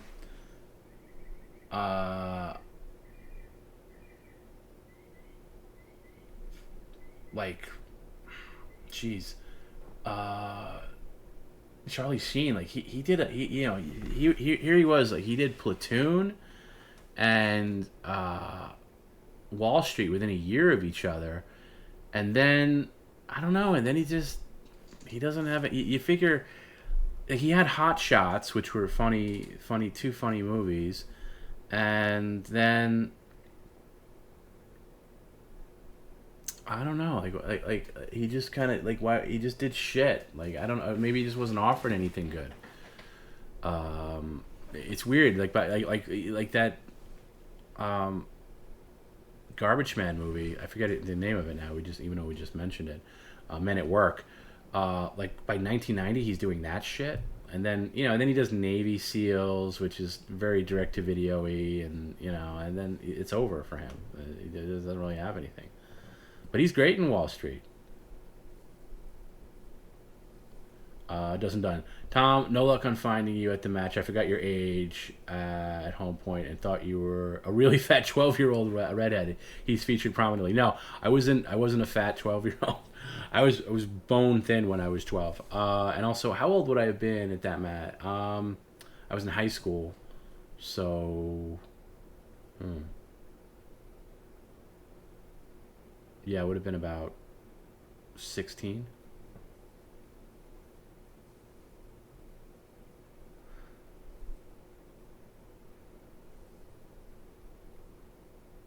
You have never seen Repo Man. Never seen it. Never saw Repo Man. I never. What's the other Emilio Estev's Maximum Overdrive? I never saw that either.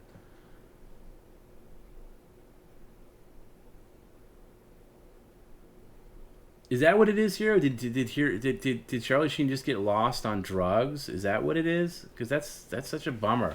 Because he's really good in a couple of movies, and I felt like he could have had a pretty substantial career. Emilio Estevez is not in his league. I don't think Emilio Estevez is a great actor. He's just he's from that family, but I think Charlie runs circles around him as an actor. It's just. Yeah, that's true. I forgot about 2.5 Men. He did get really lucky with that. I mean, that's fuck. I mean, look at the money he probably got with that show. He got really lucky with that. But yeah, probably pissed it away by now. Okay, Rick says, I'm on the fence about delivering stuff, especially since he has weapons now. I'm open to donating, though. I don't think he'll recognize me since he said it's that fucking weird. I just think he'll recognize me since he said it's that fucking weirdo guy so we dancing. Maybe not. I think he'd wait a little bit. He's not going to have those weapons for long, believe me. I think he's going to send the paint gun to his cousin. He's not going to have that. There's no way I want him with any kind of gun, toy paint gun or otherwise. The sword can stay for a while he, cuts food with it and stuff, and then once that gets played out, I don't think he should have that around either. But he's afraid of them. He doesn't like weapons. He says it himself. He's not the kind of guy that would charge after you with he wouldn't do that. I swear he wouldn't do that. He doesn't like weapons, and I legitimately feel like from talking to him that he does feel bad about charging you, in the hallway. It's as much bravado as he talks on the stream. He deep down he knows that he made the wrong call there. I never saw the Mighty Ducks either, and I never saw Loaded Weapon with Emilio Estevez. That looked like a really cringe ripoff of like even Hot Shots. It just. Ugh. Maybe I'm wrong though. Maybe it's good. Ooh, that's a good idea. I honestly think Garrett should confiscate. Yeah, Garrett, if you want those swords, they're yours. Confiscate them.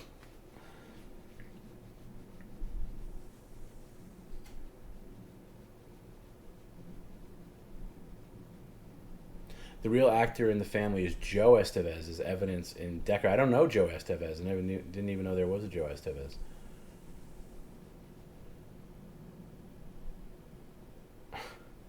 Hero says Perry will 100% gash himself if he cuts through with it. Yeah, hopefully not. I mean, I don't know.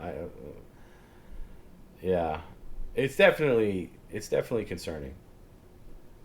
Have you got auctions planned? You can do auctions on YouTube. He's got plenty of stuff. Yeah, I do. I did a soft start of it, I think in May, whatever. And I just got to read. And when I was there at Perry's place, I took a bunch of pictures of all the items, and I was going to itemize them, and we're going to put them on a website. And then somebody poured champagne in my laptop, and I lost all those pictures because that's where I dumped them to. I took them with Perry's camera phone because I think my phone had died by that point. I took a bunch of pictures on his Pixel, and then I just dumped them because it also took really good pictures, and I dumped them all to the laptop, and then the laptop died. But I got them recently. Because I was able to sign into because I basically because I was having a little bit of issue with my computer, and I just did a fresh install of Windows a couple of weeks ago. When I did, I signed in with the the Microsoft Cloud thing, and then it gave me access to the stuff that I had on the laptop. So I did get the pictures back. So anyway, that's long answer to the question is soon for the auction.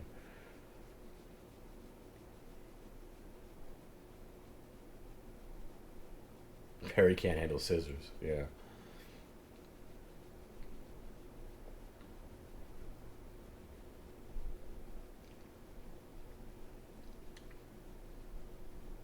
Oh, I forgot that Mike Nesmith directed that. Yeah, that's right. I would like to see that. I don't know if it's obvious, but I'm a huge Monkees fan, a huge Mike Nesmith fan. So uh, I'd be into I'd be into that.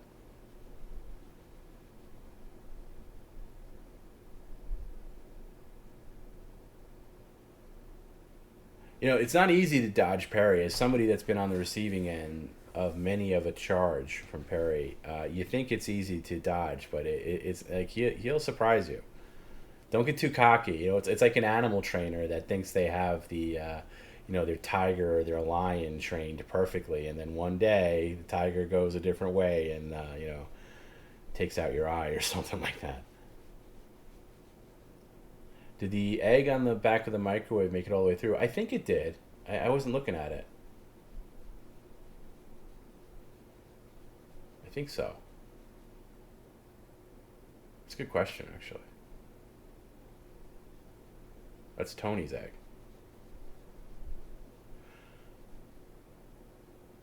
You got to see Nesmith and Torque in concert shortly before Peter died. Was it just Nesmith and Torque or with Mickey Dolenz too? Yeah, I've seen every Monkees tour since.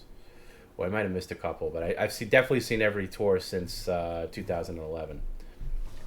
And I'm seeing them again. Just obviously, it's just Mickey Dolenz and Mike Nesmith. I'm seeing them in October a couple of times. One of them's on a Sunday. I got to figure out how we're going to work that.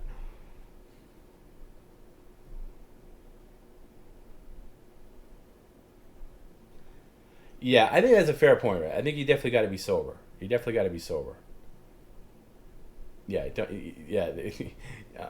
Even the most astute lion tamer, if he goes into his job not completely sober, all bets are off.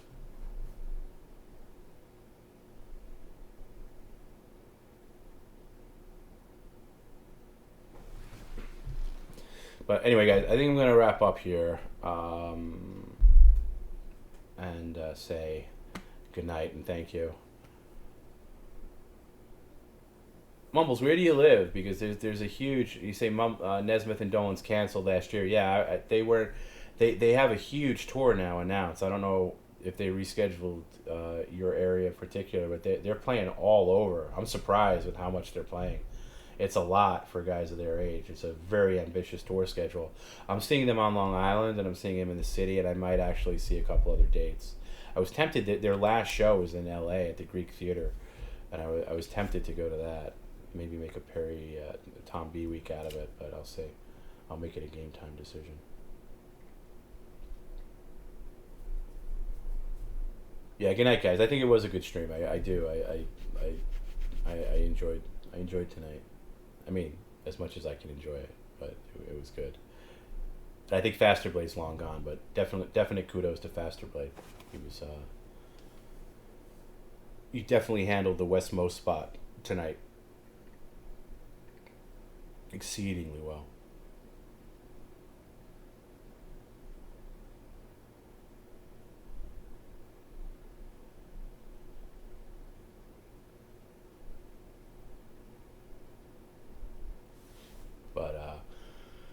Yeah.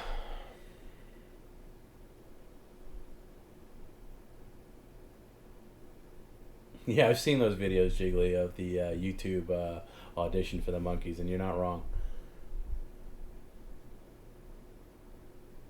Good. I'm glad. Happy Time Harry says had a lot of enjoyment listening and watching that. Good. That's what it's all about.